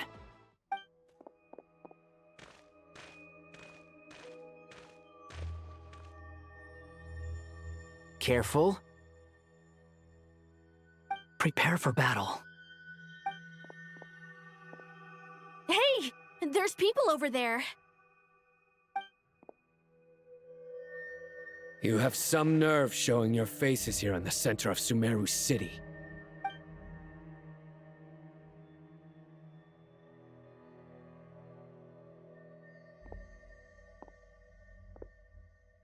You're right on schedule.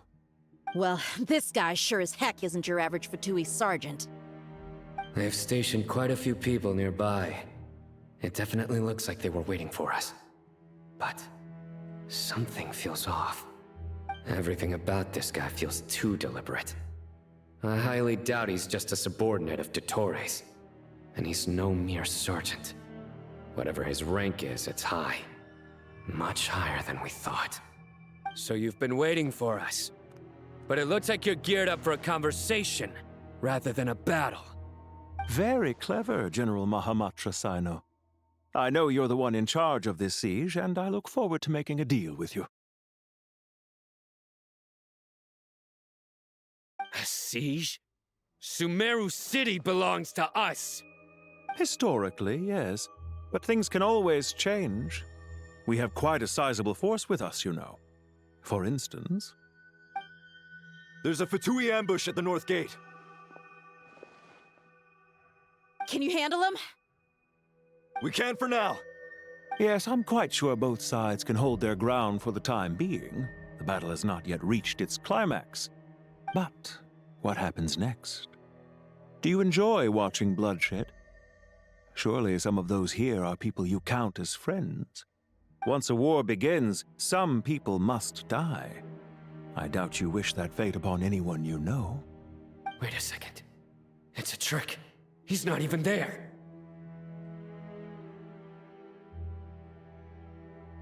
Silence! He disappeared. What was that? A ghost? Curses! He was never there to begin with. That was just a shadow projected there to lure us in. Enough talk! Attack! I apologize for being unable to accompany you at this crucial moment, but I am compelled to leave for reasons beyond my control. Please excuse me. Sumeru's General Mahamatra is quite ruthless. It's a good thing I wasn't there in person.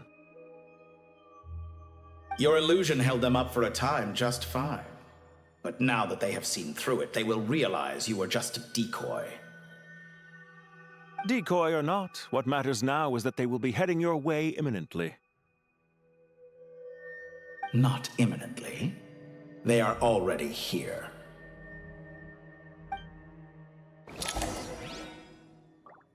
The wind rises.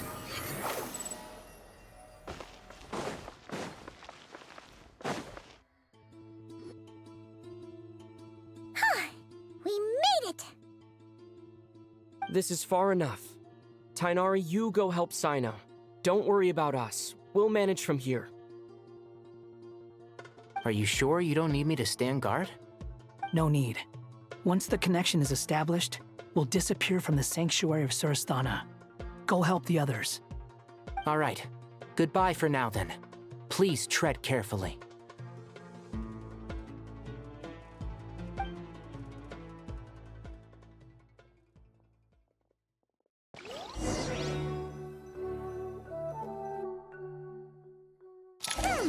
Now where's the interface Nahida mentioned? Come on, where's it hiding? Found it. It's over here. We can connect to the inside of Irminsul through the Sanctuary of Surasthana's built-in security system. You should be pretty familiar with the process. Is it the same route as last time? For the most part. We don't need to adjust any of the parameters. Then I should be fine. And Paimon? Once you're both ready, we'll set off. Wait! The stakes are way higher this time, right? Maybe Paimon should stay outside and help the others. Then, you can focus on the fight without having to worry about Paimon. Huh? Why are you staring at me like that? It's nothing. I just suddenly realized how much you've grown. Hey, you've grown quite a lot yourself. Don't you two start getting into it again. Well, anyway, Paimon thinks she's pretty knowledgeable. Who's the best guide in Tavatigan? And don't forget, Paimon's a college student now. If we say Alhatham's not a weirdo, it's hard to explain how he came up with the idea of you applying to the academia. But for all that he counts, you're doing surprisingly well in your studies. Just goes to show how important it is to have someone supporting you. And Paimon's not the only one. Let's not forget that you only became a student because of Nahida's personal recommendation. That's fair. I have learned a lot in Sumeru. Oh yeah. Did you ever come up with that ugly nickname you promised me? What? No way! We're friends now! Paimon gave up on giving you one ages ago. Anyway, isn't Hat Guy enough of a nickname for you? Fine. Suit yourself. We need to go. Paimon, if you're staying, look after yourself. Will do. Paimon's gonna link up with Tainari and Sino. You guys are the ones who need to be careful. We will be. Bye for now.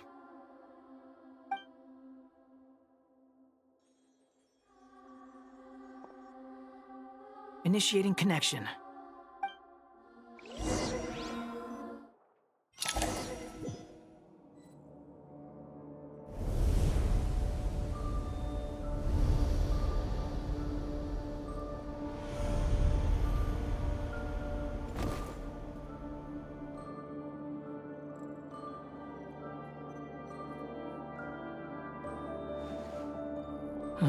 Well, here we are again. Come to think of it, I still don't even know where we're going. Thanks to our terminals, it should be impossible for Irminsul to read. I can Don't. Don't tell me. Only you need to know. That way, whatever happens to me next, it won't affect your progress. Listen to me. Your safety is just as important as mine. Don't even think about sacrificing yourself for the greater good. We came here together, and we're leaving together. All right, if you insist. I won't argue with you.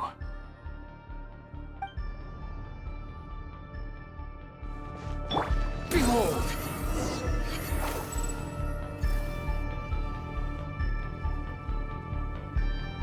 This place looks so different from how I remember. It's unrecognizable. It's a complete mess. Like someone's turned the place upside down. Must be Dottore doing. Either he's searching for some information he needs, or... It's still changing. He has to know we've entered Irminsul. But luckily for us, he can't pinpoint our location. Be on your guard. Don't let him find us. The red parts have probably been corrupted by Dottore's power. Don't touch them, or you might alert him.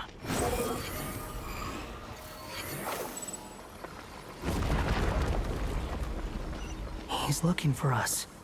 Tread carefully. That wall could be a problem. Fortunately, it looks breakable. Give it a shot.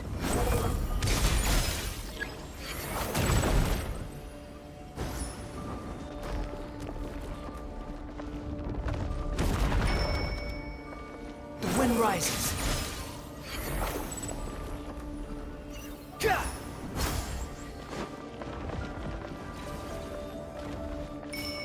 Squall and fury.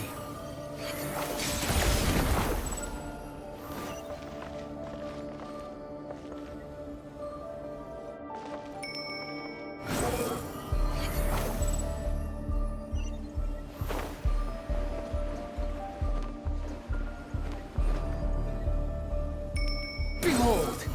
Ha!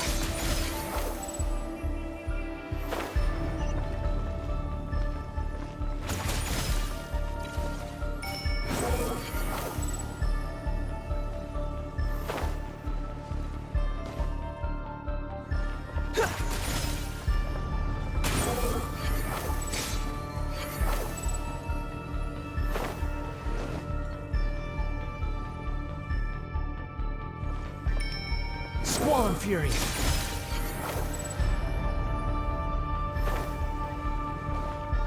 The same old trick again? Are you kidding me? Let's handle it just like we did before. This cheap trick isn't gonna stop us. Oh no, it's a trap. Is that why he was using the same trick over and over again? To get us to lower our guard?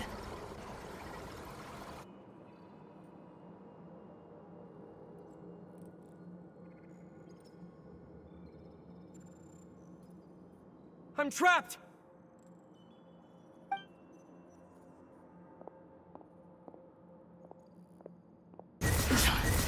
Why won't this thing budge? Hello? Hello? Can you hear me? Nicole, is that you? Yes, it's me. I'm monitoring your progress from inside the Eternal Oasis, and I have to say, this terminal is simply marvelous. It makes tracking you so much easier. I couldn't see anything at first, but now that you two are inside, I can use your location with support from the terminals to get a partial view of the situation inside Irminsul.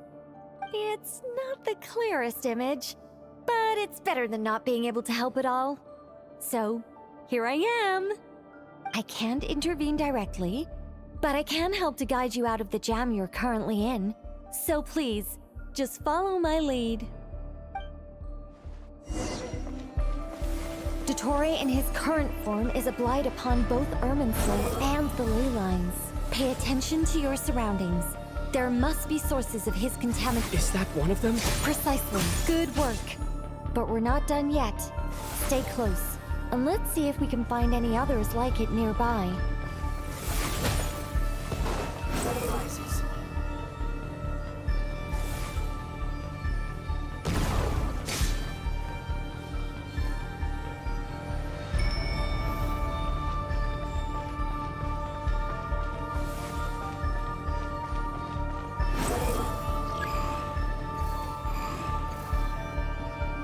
This must be another one. Agreed.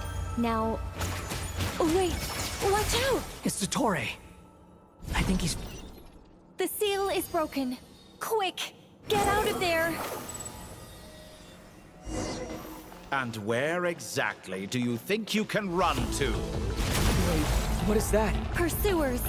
That's gotta be it! Run! Don't let that thing touch you. Dodge that attack!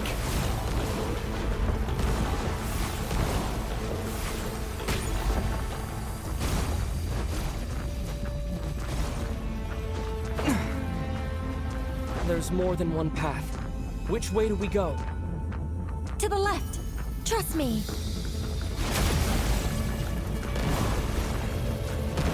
Fleeing like vermin. What a pathetic sight. Hey! Watch yourselves! Stay focused! There's a cliff ahead. Jump! More of those corruption sources. Destroy them as you did before, and open the exit as quickly as possible. They're relentless. Is he trying to wear us down? You'll just have to destroy these too.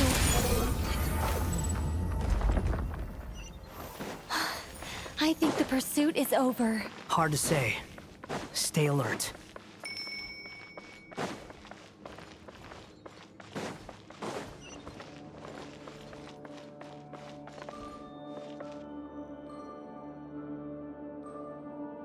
The wind rises.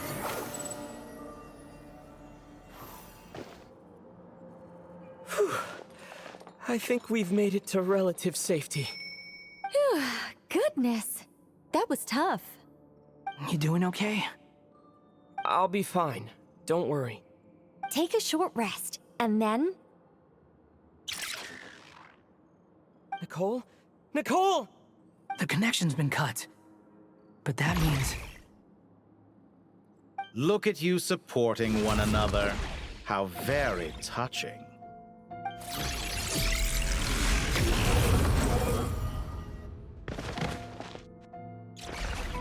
Dottore! Took you long enough to find us. You're more useless than I thought. Oh, really? I think I deserve a little more credit for my methods than that.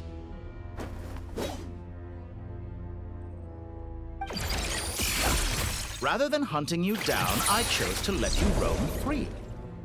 I indulged your presumption that I was unable to track your movements, played along with your clever little plan. Fleeing is for animals, but I rather enjoy watching you flee. Some things lose the will to run altogether as soon as you put them in a cage.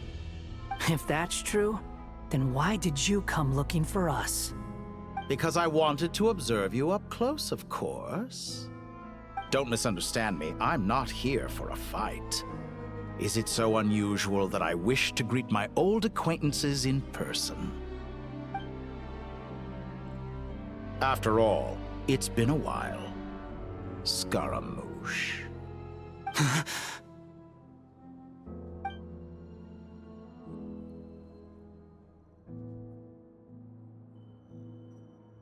Why are you so afraid? I have done nothing unprecedented in discovering the truth. Nor did I go to any great lengths to uncover your story. You made a bold series of moves in deciding to erase yourself. And with the power of this great chronicling device called Irmin's Soul, you were able to achieve something quite remarkable. Once most people form an opinion about someone, it tends to imprison their mind. Yet you managed to erase every trace of your existence. A novel take on death indeed. However, this meant that you stood out to me all the more when I saw you in Nodcry. I didn't even have to go looking for you. Just the sight of you was enough for me to intuit the truth. For someone in my position, connecting the dots was a trivial affair. It would have been more surprising if I hadn't managed to piece it together. You seem very pleased with yourself for figuring it out. I'm sure you'd even be more delighted to learn the full extent of your crimes. That would hardly be necessary. Besides, isn't there something that concerns you more right now? Something that fills you with dread? Let me put your mind at ease. I have no intention whatsoever of restoring any of the records you deleted. For one thing, it would be exceptionally difficult. But more to the point, I doubt that the prospect of losing your current life is all that frightening to you. Because in your case, the cruelest twist of fate is that you'll never again have the chance to make up for any of your mistakes. Isn't it? Dottore?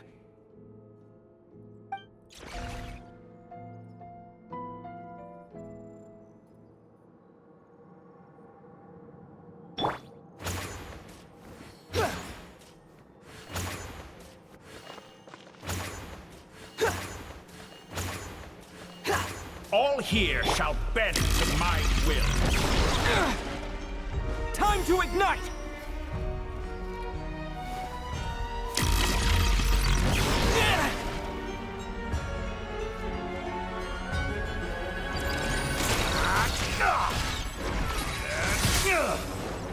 Squall Fury!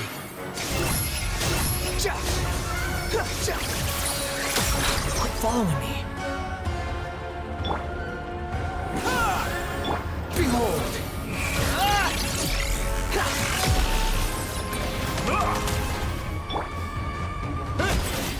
I'm afraid you'll need to do better than that to take me down. I expected you to have grown stronger. Ah, how foolish of me.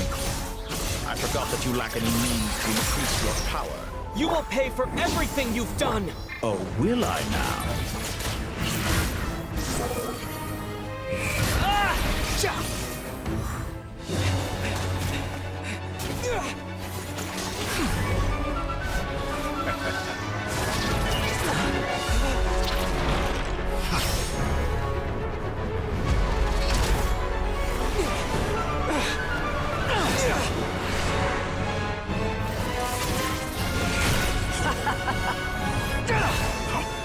Does the prospect of death amuse you?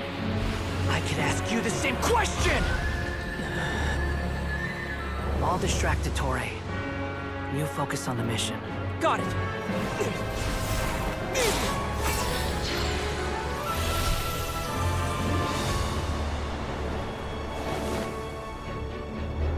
For the hopes and dreams of the masses.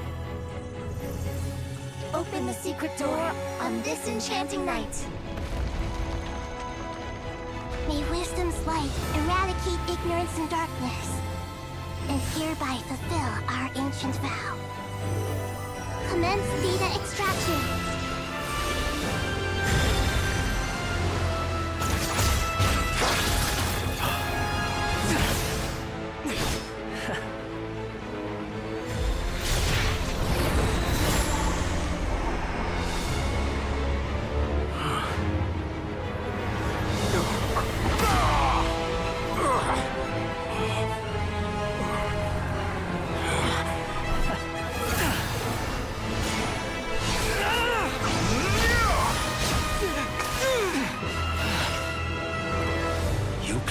Outdated ideals and stand in the way of progress. You will pay for interfering with the grandest experiment of all time.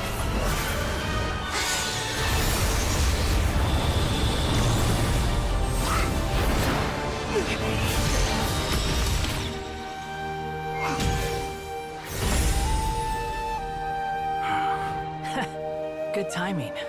Dottore, as clever as you are, you fail to understand wisdom. Wisdom takes many forms, but the path you have chosen eschews them all. Huh.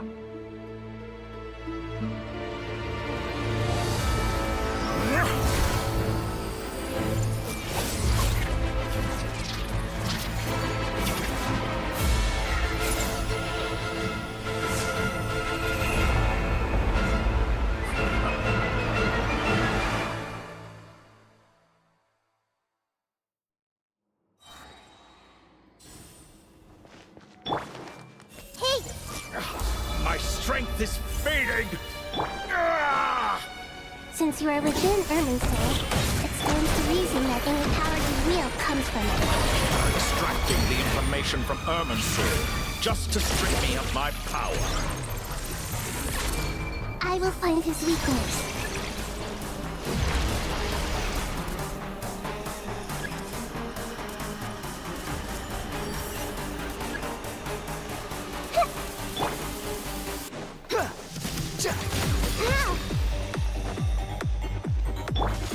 I admire your attempt to introduce a new variable, but it's nowhere near enough.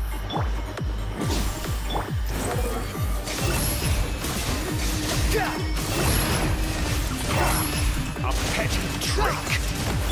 Hey! Behold!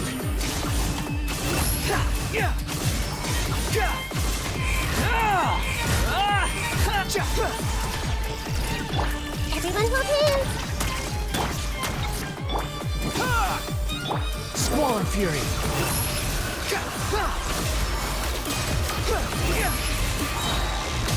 Let's try this. Bow your head! Muso no Hitokachi!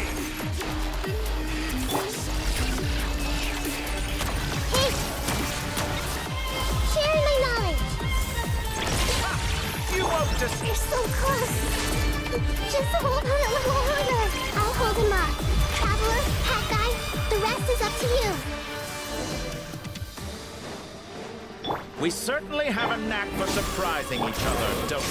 I'm just getting started. It's time. Say your prayers. Stay on the offensive, but watch your back.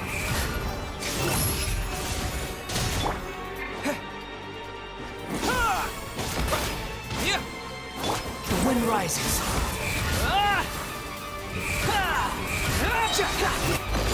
It's time.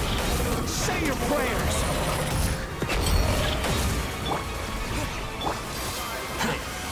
Muso no Hitokachi! Squall and Fury.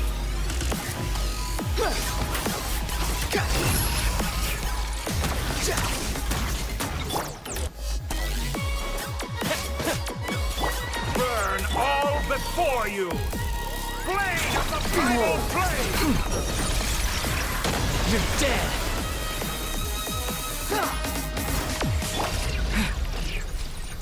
Honed in flame. Squall and Fury.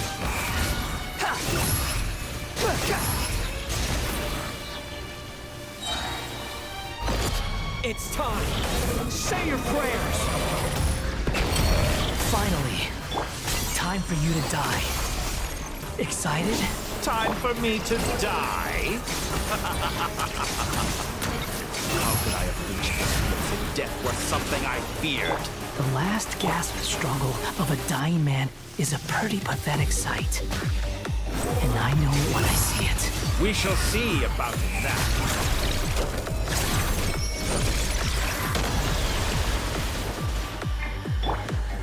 Blazing light!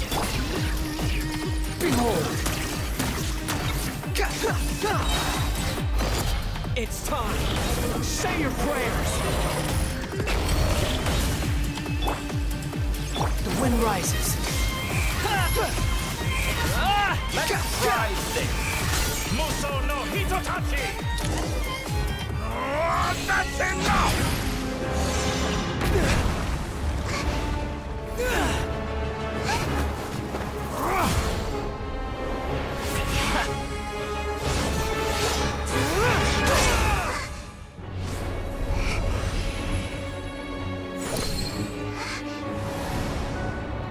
It's all yours. Do with it as you see fit.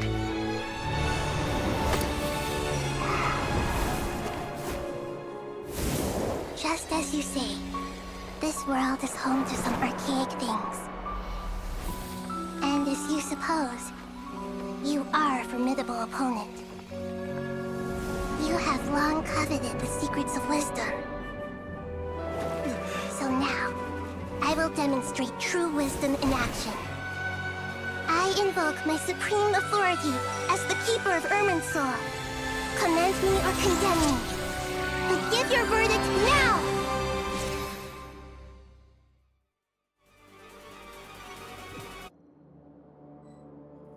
Blessed One of Wisdom, Mahakusaladhama, are you certain that you wish to exercise your authority to destroy Irminsul?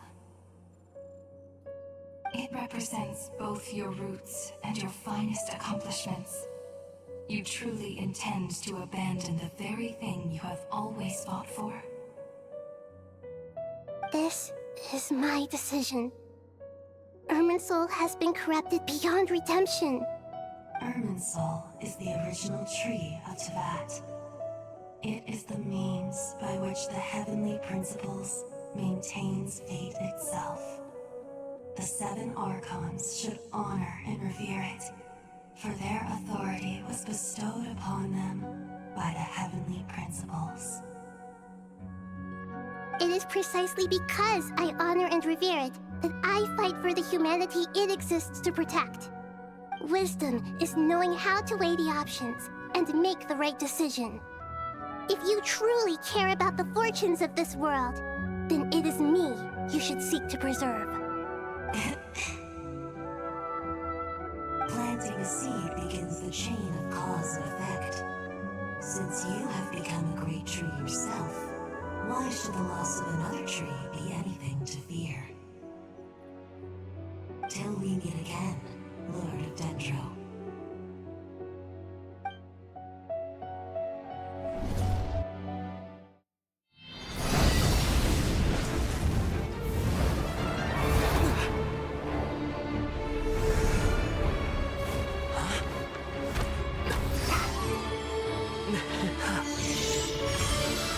The first flame.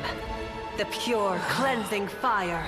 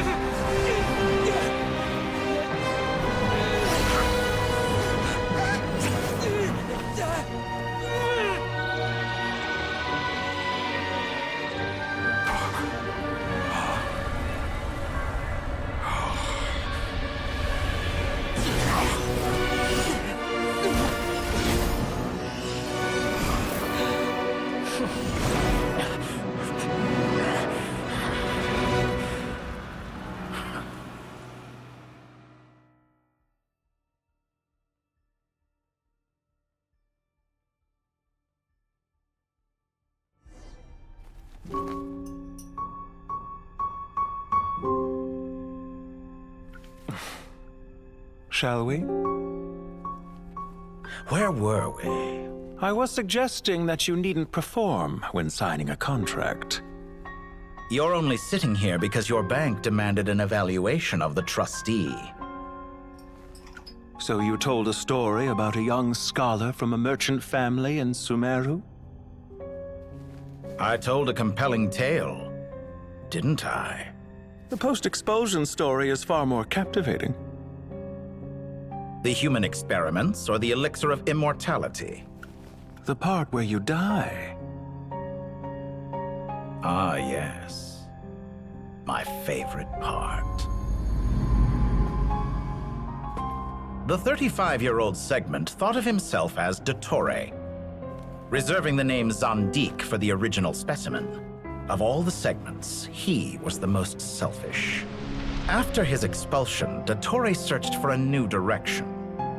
He joined the Fatui, studied Elazar in great depth, secured resources. He was rather fortunate in his career. Zandik turned to Conrian technology and successfully created his segments. But this was not immortality. Even with backup segments, his body would still age. Still, thanks to Snezhnaya, Zandik found the ideal base for his experiments. Then a perfect partnership materialized at a crucial moment. The year that both parties realized they needed more time. Fortunately, Zandik succeeded. In a miraculous turn of events, he gained the extra time he needed. I seem to recall it differently. All right, it's true. No matter how much elixir he took, Zondik remained human and continued to age. Then, on the morning he turned 85... Help me up. Call for help. Surely he would be rescued, Zondik thought. But to his surprise, no one helped him. Zondik was too selfish for that. Don't forget, you're one of us. Yes, and we're all waiting. Waiting for me to die. Pantalone arrived for a meeting and happened to witness what followed. He found it unsettling. I never said that. But the Zondiks were unfazed. It was a rare opportunity for self-dissection.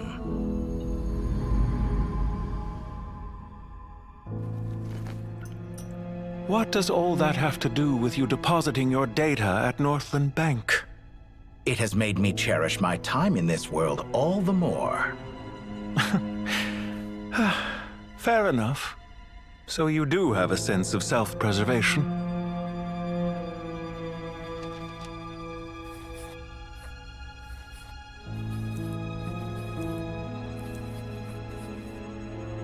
What do you mean? You're hardly normal, and you don't cherish life. You just don't want to admit defeat in the limited time you have.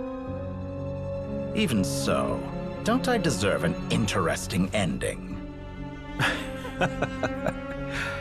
I'm counting on it.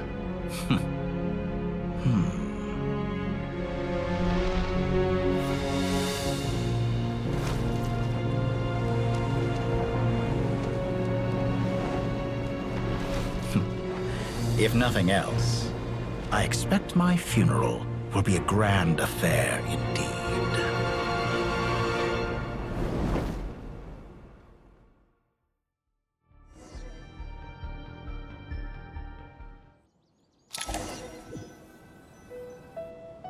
What a magnificent fire. In Snezhnaya, we light fires to ward off the cold.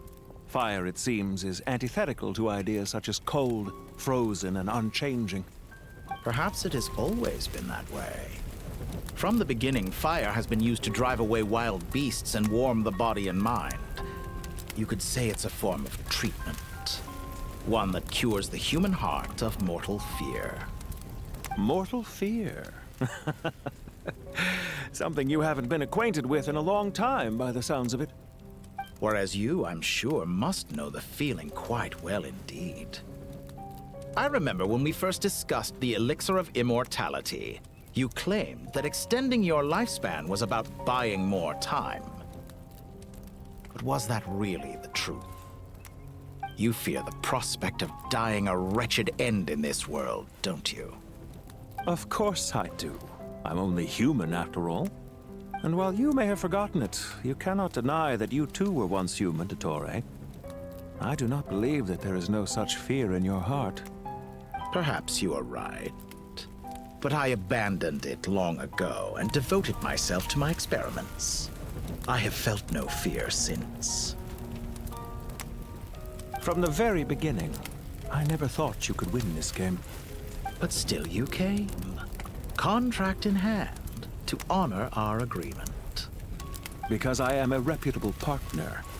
And as we have discussed, experiments are about more than results alone. The process is equally important. I have come here and completed my creation, and I do not regret my decision. I'm afraid your journey ends here. After I die, there will be no one to make the elixir of immortality, and your remaining stock will only last a few more years. How then will you prove that you didn't perish in this incident alongside everyone else?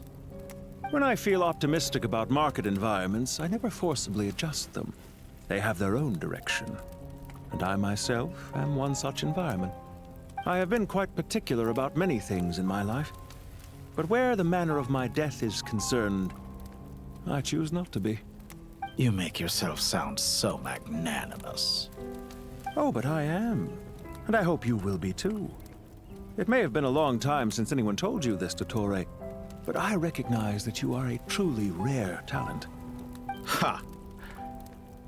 I can see it. The experiment in blasphemy that I've been performing all this time. It has been a long process, and I do not care about the results as much as people might imagine. If the very goal of your experiment was to explore infinite possibilities, then there was never any reason for it to end. Indeed. Yet now, the experiment has officially drawn to a close. What should I call you? Zandik? Or do you prefer Dottore? Suit yourself. Goodbye, Feofan. This time, that's what it truly is. And don't I know it? Goodbye, Zandik.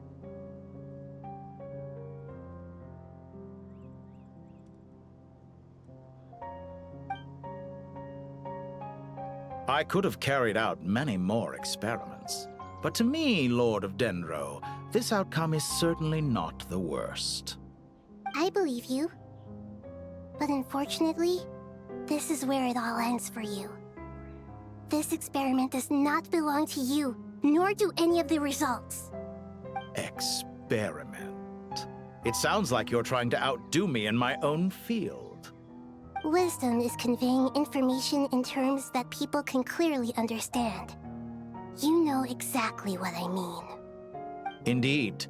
I can see no further outcomes. Ha.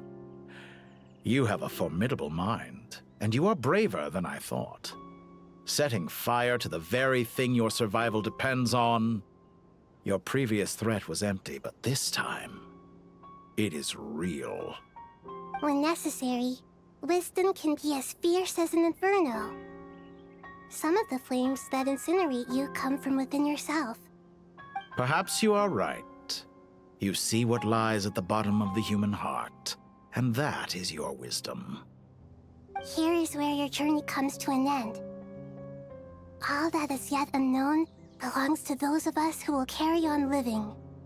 It seems I have unwittingly been your arch-enemy all along. But now, it's all over. I do not deny your intelligence. But what you refer to as experiments, I would never describe in those terms. They are events that take place in the real world, and they are so much more than mere data. Goodbye. We will never meet again.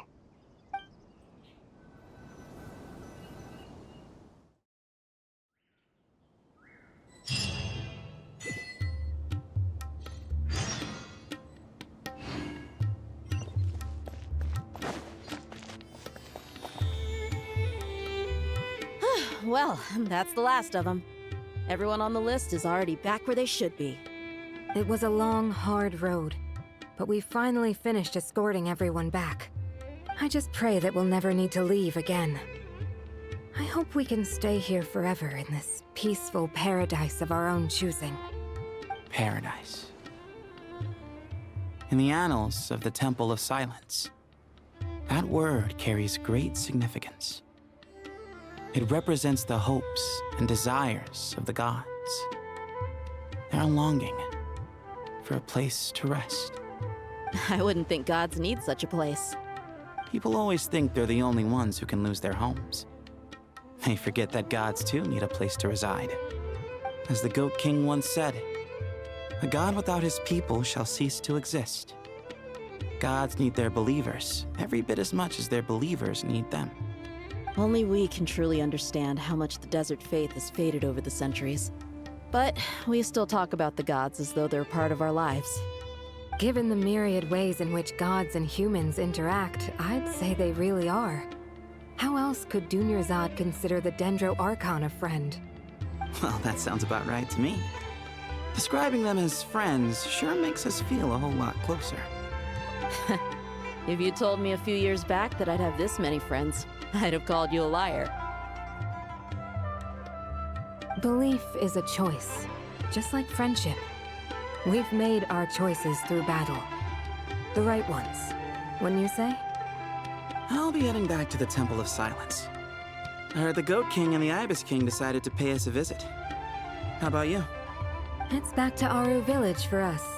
Still plenty of supplies to distribute and people to help. Until next time, old friend. As long as you can find the time, you're always welcome to visit us in Aru Village. Right back at you. Make sure to drop by the Temple of Silence the next time you're free. Word is that 2 of the other 7 pillars, Shezapang and Bennu, might also be dropping by. Since you're wearing the symbols of their power, it'd only be fitting if you came to see them for yourselves. Dropping by? That makes it sound like they're visiting a neighbor's home. Well, the temple was founded by Hermanubis, so I guess to them, that's exactly what it is. Guess that's true. All right. We'll make sure to find time to stop by. Stay safe on your journey home. I will.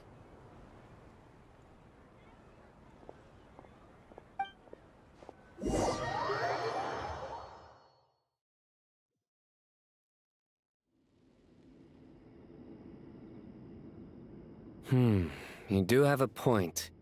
See? Retirement has always been a problem, especially for old-timers like us who've been locked away all these years. You finally step out into the light, and bam! You're face to face with a whole different world. Naturally. What do you think, Layla? Huh? Why would you think to ask me? How could I possibly be qualified to decide where the servants of King Deshret should live? Sorry if my question was unclear. Do you think their statues will stand out too much if we place them here? Hey, I never agreed to this. How could we possibly allow our statues to be left in Hermanubis' home?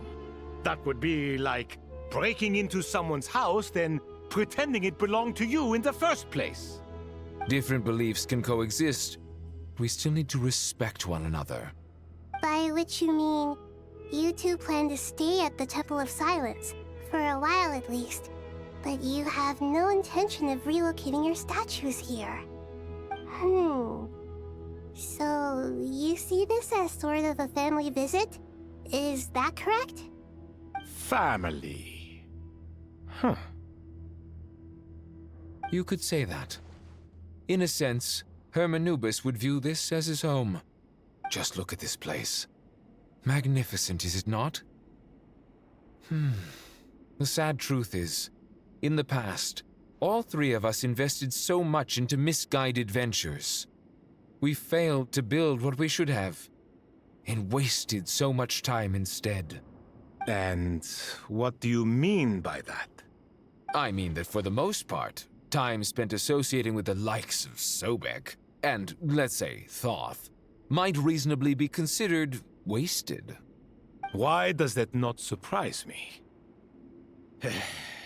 Go on. Anyway, given how much time we'll all be spending together, I'd say that the bonds we built will end up proving to have been a sound investment. Once Sethos, the current leader of the Temple of Silence, returns, you can discuss the matter of staying here with him. But judging by the expressions of everyone here, I imagine you'll receive a very warm welcome. This sacred ground houses untold knowledge, after all. What better place for the servants of King Deshret to appear in the mortal world? How about we share a meal together first? I imagine it's been many years since you last tasted fresh food. Oh, that sounds wonderful! After so many hundreds of years, I can only surmise that desert cuisine has become a lot more varied. Are we having a get-together? If you'd like, I can help prepare some food. After all, Lord Thoth, you helped me so much in the desert, and I still haven't properly thanked you. Oh, my, that would be wonderful. I'm touched that you still remember. How the times have changed! To the people of today, it seems the Ibis King has become a kind and passionate god. And you, Mr. Herreshoff? What kind of god do you wish to be? To be honest, I haven't given it much thought. How about you, Dendro Archon? Do you have any hopes for your future? Me? I'm very happy with my current life. Forgive my bluntness, but you do not seem to derive your authority from majesty and might, like Lord Al-Ahmar. Clearly your approach has its advantages, but also its dangers, don't you think? I do, but projecting a majestic front doesn't really suit me. Besides, my relationship with others isn't simply one of a god and her people. Not putting on airs might earn you more adoration. Exactly. Besides, I really like parties where everyone brings their own food and we all come together to share. You should join us. I'm sure you'll find it fun. Last time when we got together for a picnic near the Avidia Forest, it was quite the occasion. Seeing as you're already here, how about we hold the next one in the desert? Can we do that? Wouldn't Tainari have to transport a ton of drinking water? Don't worry, I can help out. Layla, would you like to join us next time? Me? Sure. The more the merrier. That way we... Don't take this the wrong way. I just think you should know. When it comes to passing the time, chess is more our thing. In that case, Dendro Archon, what do you say? If I were to compete against you, I can't say with certainty I'd win, but I certainly wouldn't mind giving it a shot. Where's Sobek? I'm sure he'd be good for a few rounds. Cards, cards, cards! I'll always prefer chess. I wonder what variant of chess we're talking here. Mr. Thoth, is there some sort of astrological significance to this game? Oh, I'm glad you brought that up. As long as the leader of the Temple of Silence agrees, we can search Hermanubis' place for books to teach you how to play.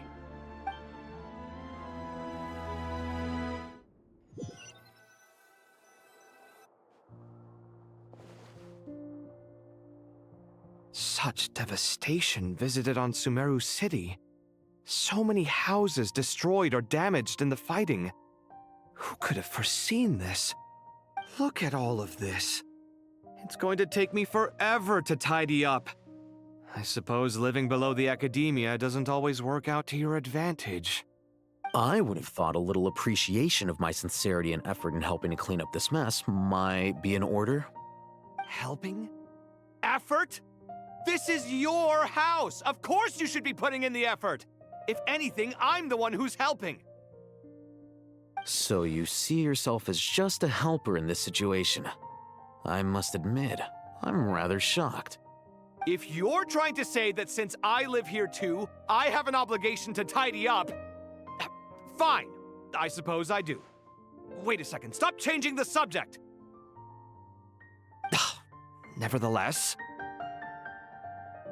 In the wake of a great storm, a missing roof is a predictable inconvenience. Can you stop making it seem like I care more about this house than you do? Doesn't it upset you at all to see your home in this state?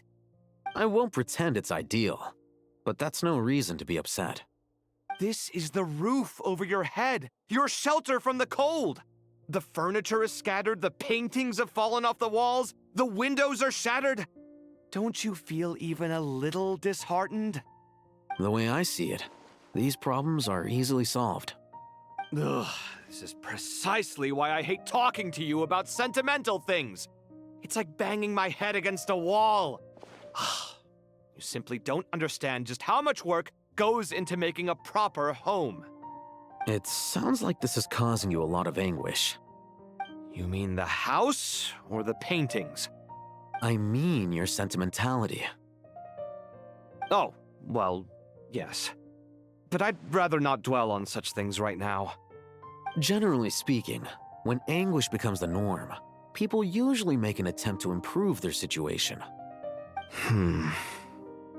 But there are so many people and things in life that are difficult to change.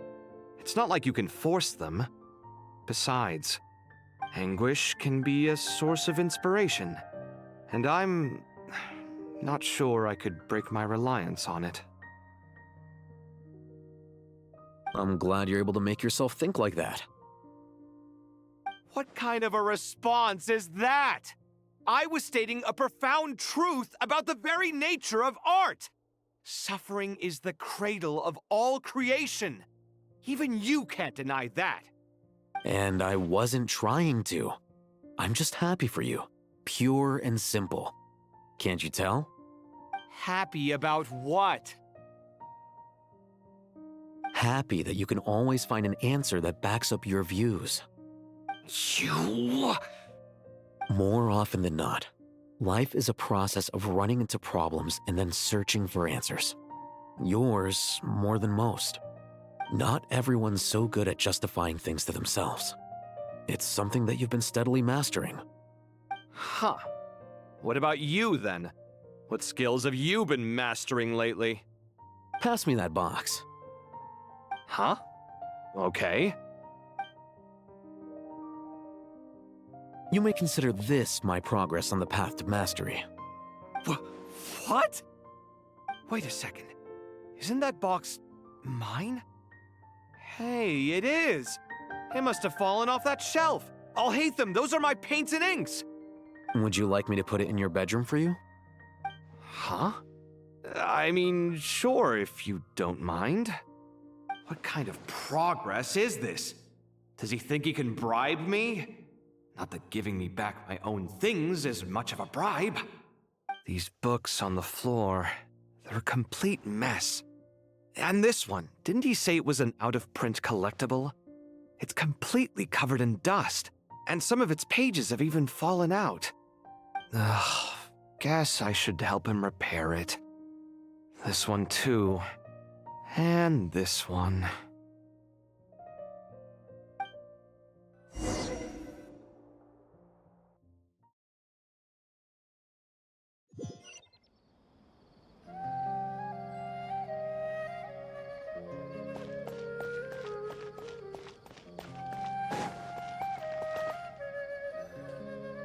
Local sumpter beasts, imported goods, such a bright future ahead.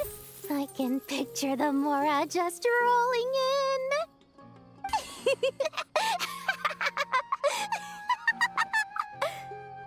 You do realize you sound like a choking cow?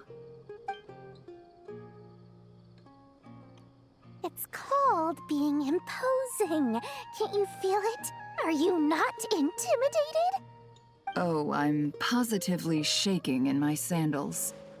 What commands do you have for me, oh mighty Lord Sangamabe? You've got a lot of nerve, Nefer. You went and told Candace and the others everything, didn't you? Seriously, do you have any idea how differently they see me now? Surely that's a good thing. I presume they're more disposed to actually like you now, maybe even view you as a friend. You traded my secret for sympathy! Thanks to you, I've lost every last shred of my mercantile majesty. How am I supposed to make anyone think I'm a big, scary investor now? The dark days of Lord Sangamabe are behind you. Why not take this chance to make a few honest friends? Speaking of friends, since when did the notorious Lady Nefer gain such an admiration for holier-than-thou types? A moon chanter here, an angel there?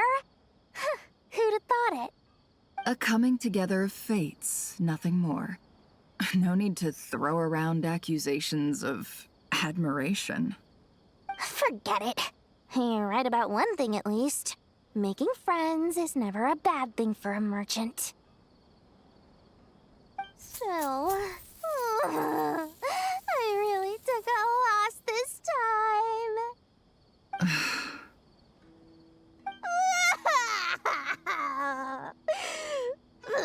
What are you looking at? I'm trying to see if you're really crying or if those are just crocodile tears. A little birdie told me that when Lord Sangamabe makes money, the tears flow from the center of her eyes. But when she loses it, they flow from the corners. Which is it this time? Ugh, you are so annoying. I'm not talking to you anymore. Nefer! Thank goodness you're here. I've been looking everywhere for you. Huh? Well. If it isn't the House of Dana's very own librarian. What can I offer you today, Miss Katayun? Oh, no. I'm not here to buy. I'm here to bring Lady Nefer a book, and a fascinating one at that. We agreed to meet at the entrance to the mausoleum of King Deshret. One more thing. I bought this copy with my own money. It's not borrowed. Reasoning knows not time of day, but suspense always follows a blizzard. That's quite the mouthful. Huh? Isn't that the one that... It was all the rage for a while. People throughout the city were clamoring to get their hands on a copy. The names inside were all circled. Everyone thought it was a riddle. Don't bring up that book in my presence. I don't even want to hear its name. That thing was nothing but a scam. Surprisingly enough, I've actually heard of this book, though it doesn't seem of much consequence. So what truth lies behind it? You're from the Vahumana and you're asking me what the truth is? I'd say the actual truth was about the least important part of the whole episode. I brought you this book because it probably has the most interesting backstory of any in the House of Dana's collection, at least in recent years. As for its quality, well, you can judge that for yourself. Don't tell me it's actually any good. You may not know this, Lord Sangamabe, but Lady Nefer has a fondness for books with... how should I put this? Mixed reviews? No eye for good literature, huh? Perhaps she feels that bad books hide interesting secrets? But I shouldn't put words in her mouth. It's probably fair to say she prefers the conversations that books can spark over the substance of the books themselves. Suits my style as an intel broker, wouldn't you say? Very interesting, thank you. I'll return it to you once I'm done reading. And as it happens, I have something for you, too. Incense?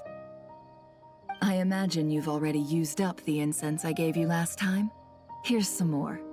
This batch is from Nodcry, so the scent won't be quite the same. Well, actually, I've been saving the incense you gave me.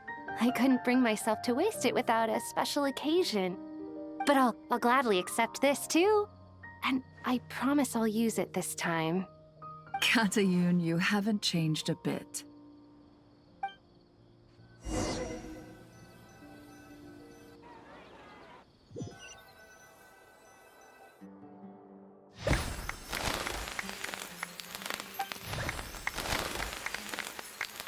Congratulations, Kale. Well done, Kale. After studying for so long, you've finally become a full-fledged ranger. Sure hasn't been easy for you, huh? This really is fantastic news. All grown up. No longer a trainee, but an official forest ranger. Oh, the next step is to secure tenure in the academia. Thanks, everyone. It's true. I'm an official forest ranger now. Master Tainari, thank you for your guidance and support. I wish Mr. Sino were here so I could thank him too. Sino had a matter to attend to at the Temple of Silence. I don't imagine he'll be back for some time. But don't worry, we can celebrate together once he's finished. I'm afraid the party will have to wait. Kale still has some matters to attend to first. Kale? Is everything all right? No, it's not what you think. There's nothing wrong with my health. I just have a few things I need to deal with. I've made plans with the Traveler and Paimon to visit Mondstadt. Master Tainari and Mr. Sino will be accompanying us too. Well, that's a relief. Let's get together when everyone's back. I'm sure you'll be doing even better by then. Of course. I have a feeling you're right.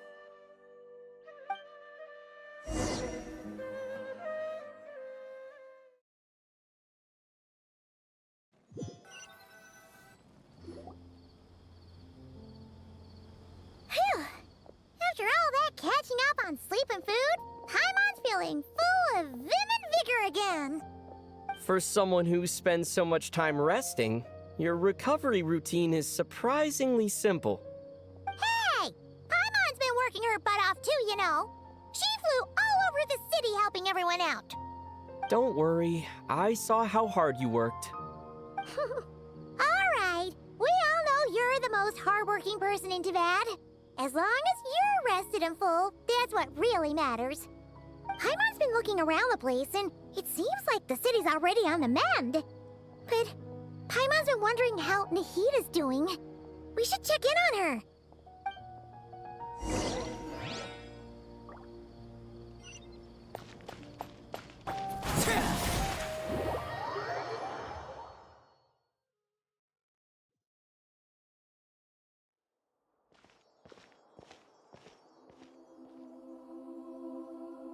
Hey, Nahida! And Hat Guy's here too! Traveler, Paimon! What's going on here? Nothing much. Nahida was just expressing concern for my physical and mental well-being. Oh, the Traveler told Paimon all about that. We've both been very worried about you. Are you feeling alright? You make it sound like I'm on the brink of some kind of breakdown. Truth is, I'm doing much better than you might imagine. If we can just get to the bottom of Dottoro's intentions, we can minimize his negative influence. That's the sort of thing I excel at. Just listen to that newfound optimism. It seems like having you enroll in the Vahumana was a truly inspired move. I can really see the positive influence. Observe, a classic Sumero specialty. Chalking everything up to education and learning. To be honest, even I can sense the change in you. Everything Dottore said to you was a way to manipulate your mind. Fortunately, you're no longer under his sway. Can someone as old as me really continue to grow? If it helps, just think of yourself as a late bloomer. It's all a matter of phrasing, and it comes down to what standards you measure yourself by. For a puppet, developing at such an age is perfectly normal. But if you choose to call yourself a late bloomer, it sounds more like you consider yourself human. However you see yourself, well done. All right, I see what you mean. Anyway, what's your next step? What else can I do but complete my current courses? Everything else can wait. Anyway, that's enough chit-chat. There are still things in the city I need to help out with. I'll be heading there now.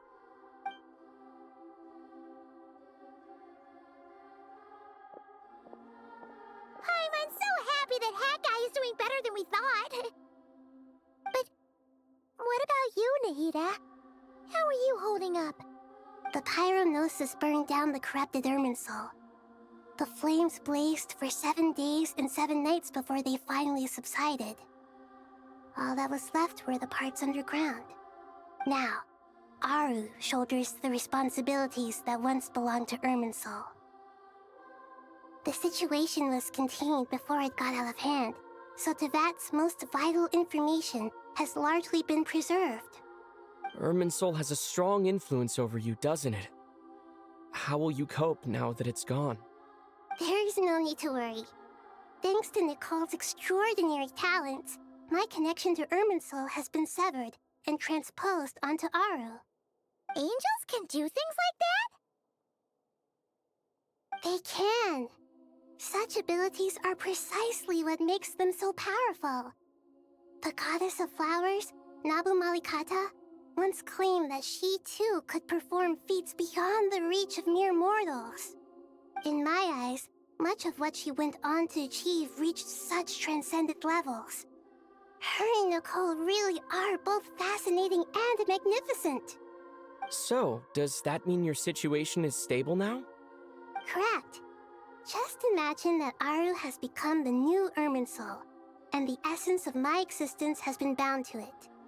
The wisdom of Sumero has ultimately converged into a single, unified entity. Should we ascribe this all to fate, or is it merely fortune?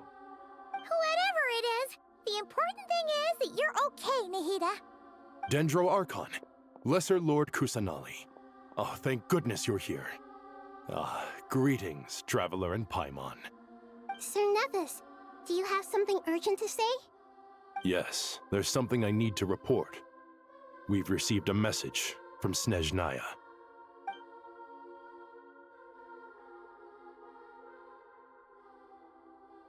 The Fatui Harbinger, the rooster, sends us his sympathies, along with all the usual pleasantries.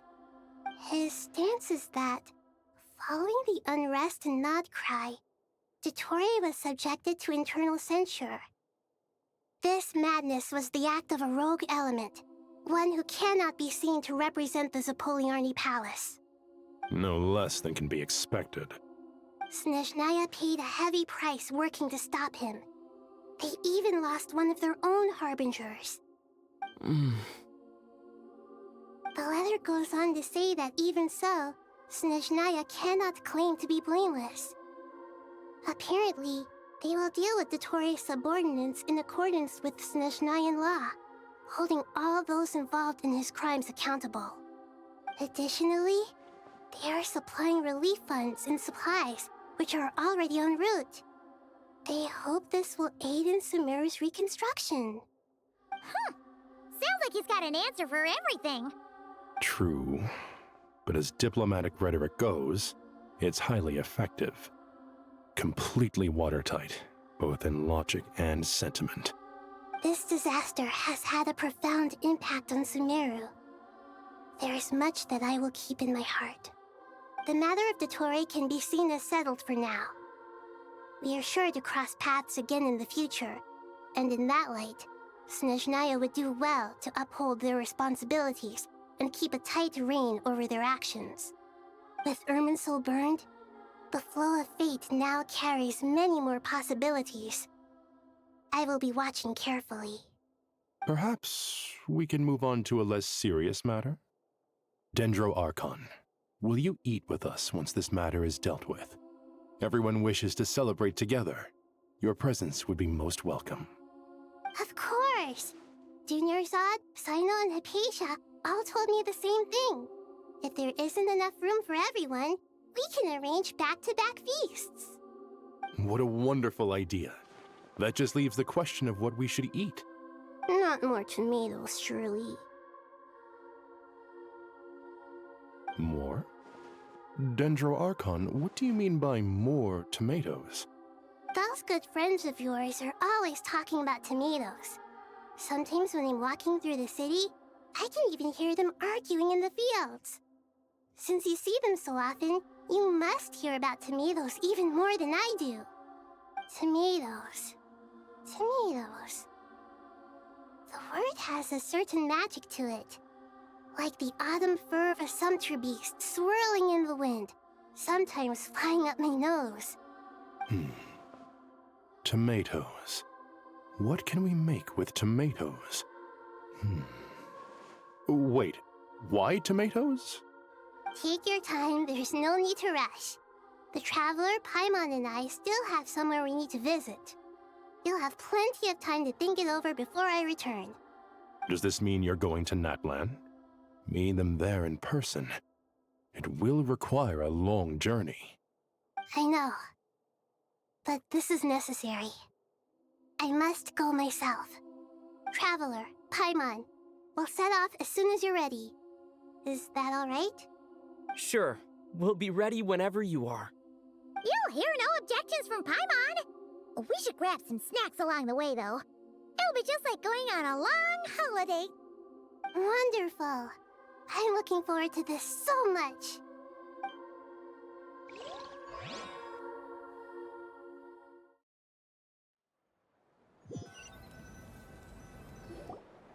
Natlan is such a lively place.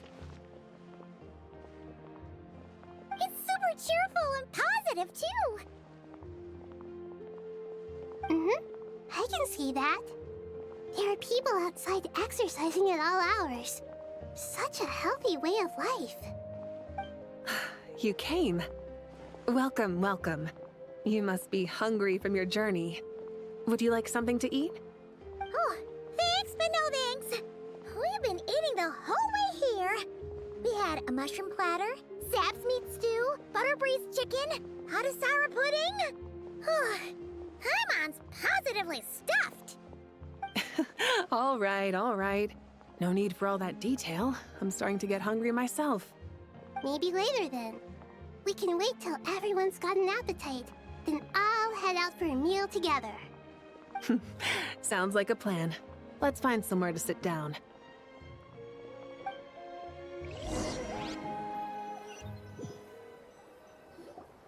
I should tell you, I already have some sense of why you've come. Why's that, Malika? To say thank you. Your senses are spot on. But on top of that, we also feel guilty. Because the pyronosis has vanished? I sensed its loss. Despite scouring through the remnants of Irminsul, we couldn't find any sign of the pyronosis. Not even any trace of it burning to ash. That's certainly unusual. Still, the potential fallout from Irminsul's loss is significant, to say the least. Perhaps the pyronosis's disappearance is simply a knock-on effect of the impact it's had on a certain strand of fate. There's no need to feel guilty. We were clear that this time, there was to be no returning, only giving. Pure and simple. Thank you really is a fascinating phrase. We use it to express gratitude for the smallest of things. Yet, when faced with a kindness too immense to describe, we use exactly the same words. It's not that we lack other means of expression. It's that when we truly need to express our feelings, the simplest and purest words are always the most powerful.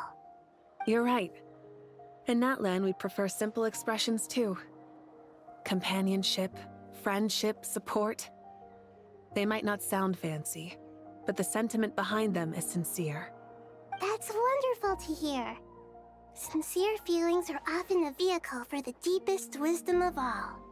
Irminsul's destruction doesn't seem to have done you much harm. I'm glad to see you're doing well. There's still a lot of work to do, but before we begin, we felt it was important to come here and speak with you. Partly to express our gratitude, but also because we felt that seeing you, in a sense, is like basking in warm sunlight. That's a nice way of putting it. I like that. To tell you the truth, though, I'm not a fan of somber meetings. So, since there's nothing more to say, why don't we go bask in some actual sunlight? The weather's beautiful today. What a great idea! Paimon's gonna lie back and soak up some rays.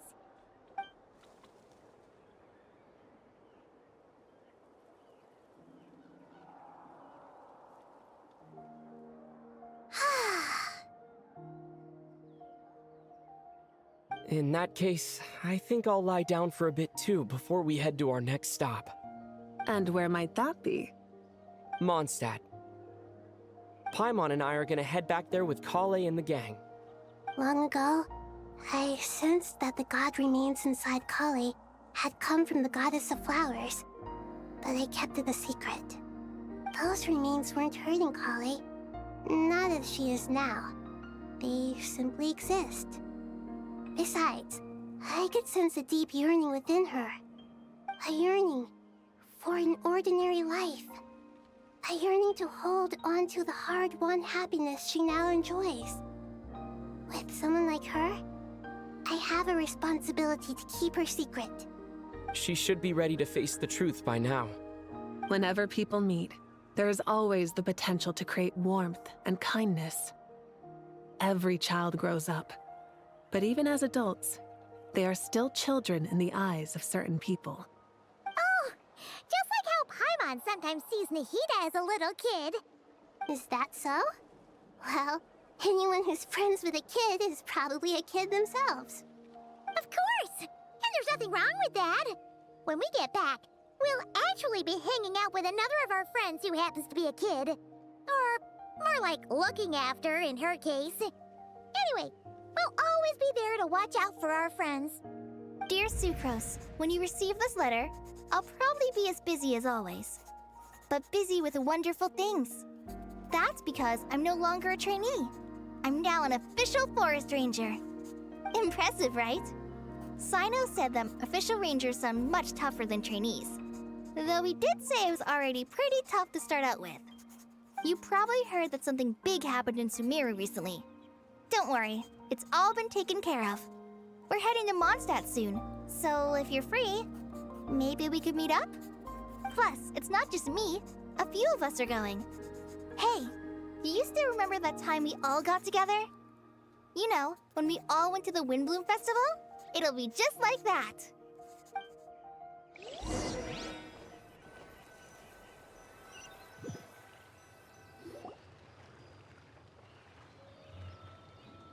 Dainari, is that... Don't you say it! Is that the great Vayu-Vyastra? Behold, the great Vayu-Vyastra, General Mahamatra. How times have changed. I wasn't expecting you to beat me to the punchline. You've changed. You've really upped the aggression in your battle against Sino's jokes. Kale, how did you know what I was going to say? For the love of...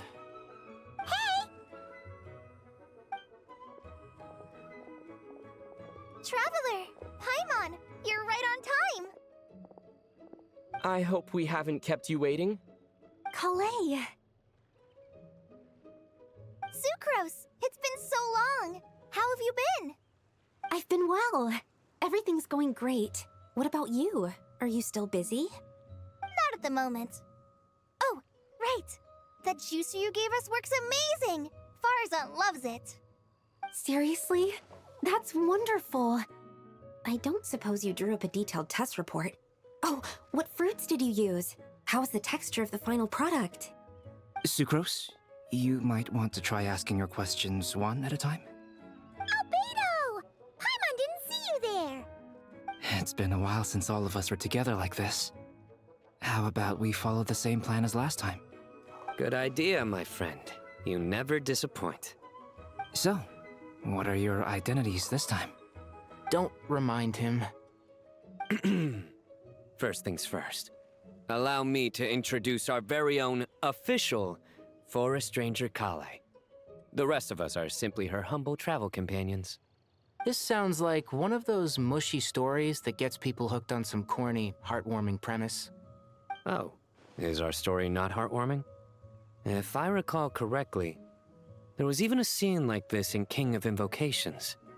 Besides being heartwarming, our story's also about tough, impressive-sounding job titles. At least that's what I think.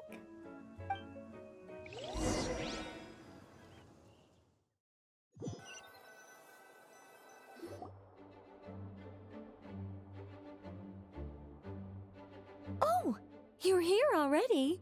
I'm still giving Dodeko a little trim. I won't be a moment. A trim? Does Dodoko need haircuts too? Of course. It's important to know how to take loving care of the apples of your eye. All of these trivial matters get left to me. It's because I'm an angel, and angels are, in a way, the guardians of all Teyvat. Oh, right! Well, that's definitely an impressive-sounding job title. What are you writing? I'm just brainstorming some cool-sounding lines. Oh, write them on these card backs. Of course. Clearly, my lines are pretty amazing, wouldn't you say? Miss Nicole. Kale? You seem a little nervous. I was just wondering, who was the person you mentioned who needed their wish fulfilled? Wish? What do you mean? Miss Nicole asked if we could meet up in Mondstadt once everything was over. She said a friend of hers had a wish that needed my help to come true. Well, you never mentioned that before. All we knew was that you'd arranged to meet in Mondstadt. But we thought it had something to do with the god remains. To be fair, everything I told you was true. Anyway, my friend is waiting. Come on, let's pay her a visit.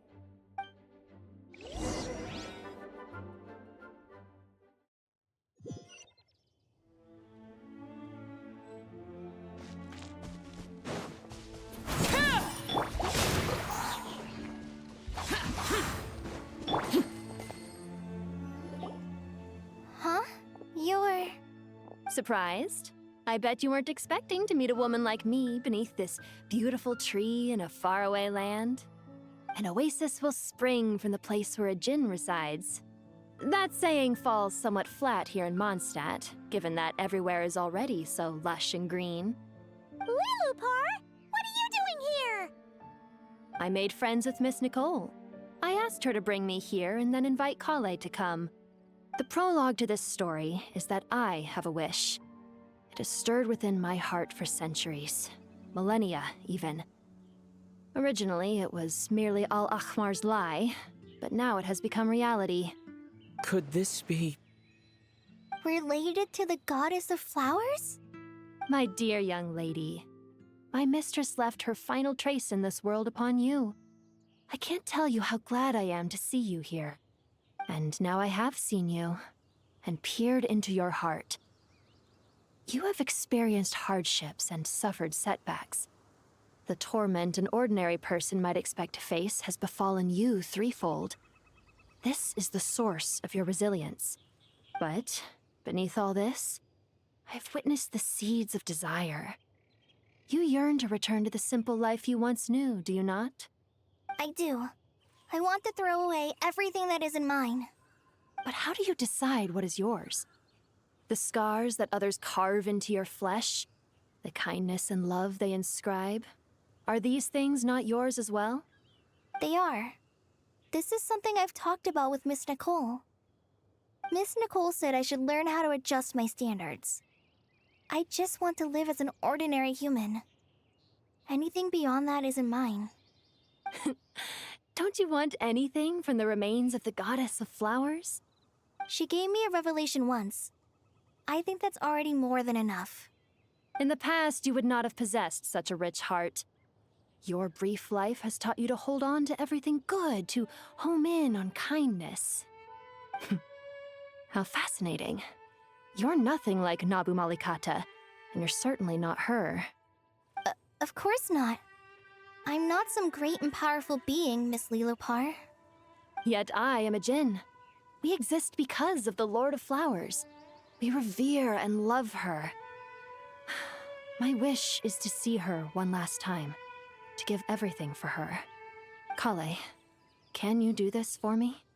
But her remains won't be easy to remove. Are you sure this is what you want? That's beside the point. First, I need to know. Are you willing to do something for the soul of this lonely, wandering woman? I'm willing. But look, you know nothing about me.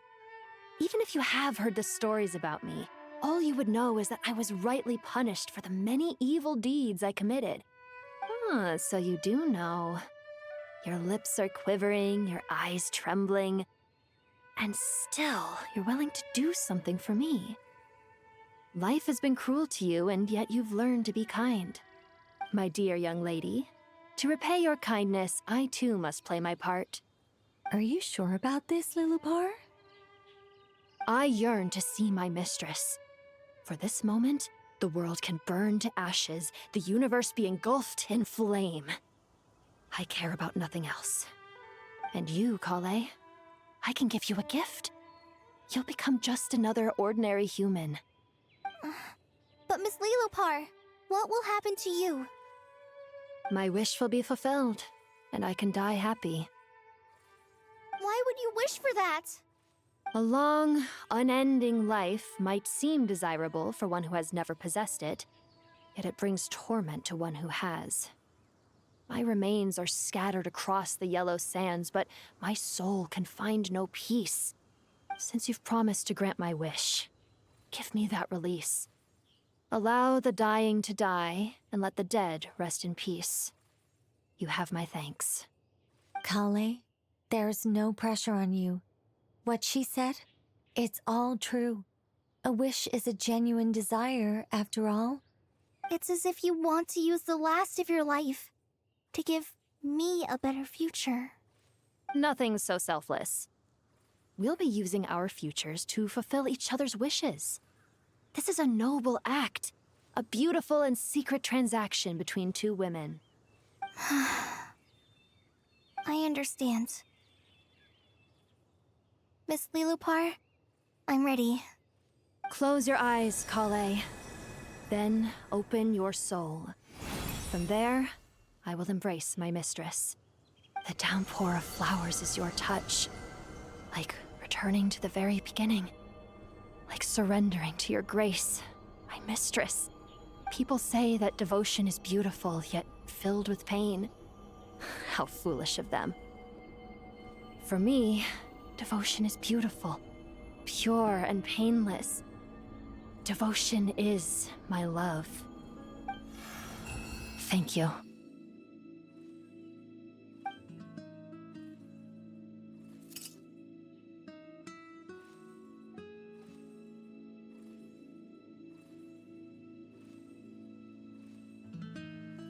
Lilupar! She disappeared? She left, carrying the blessing of flowers.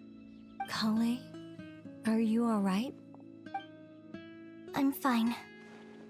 Now that the remains are gone, I don't actually feel any different at all.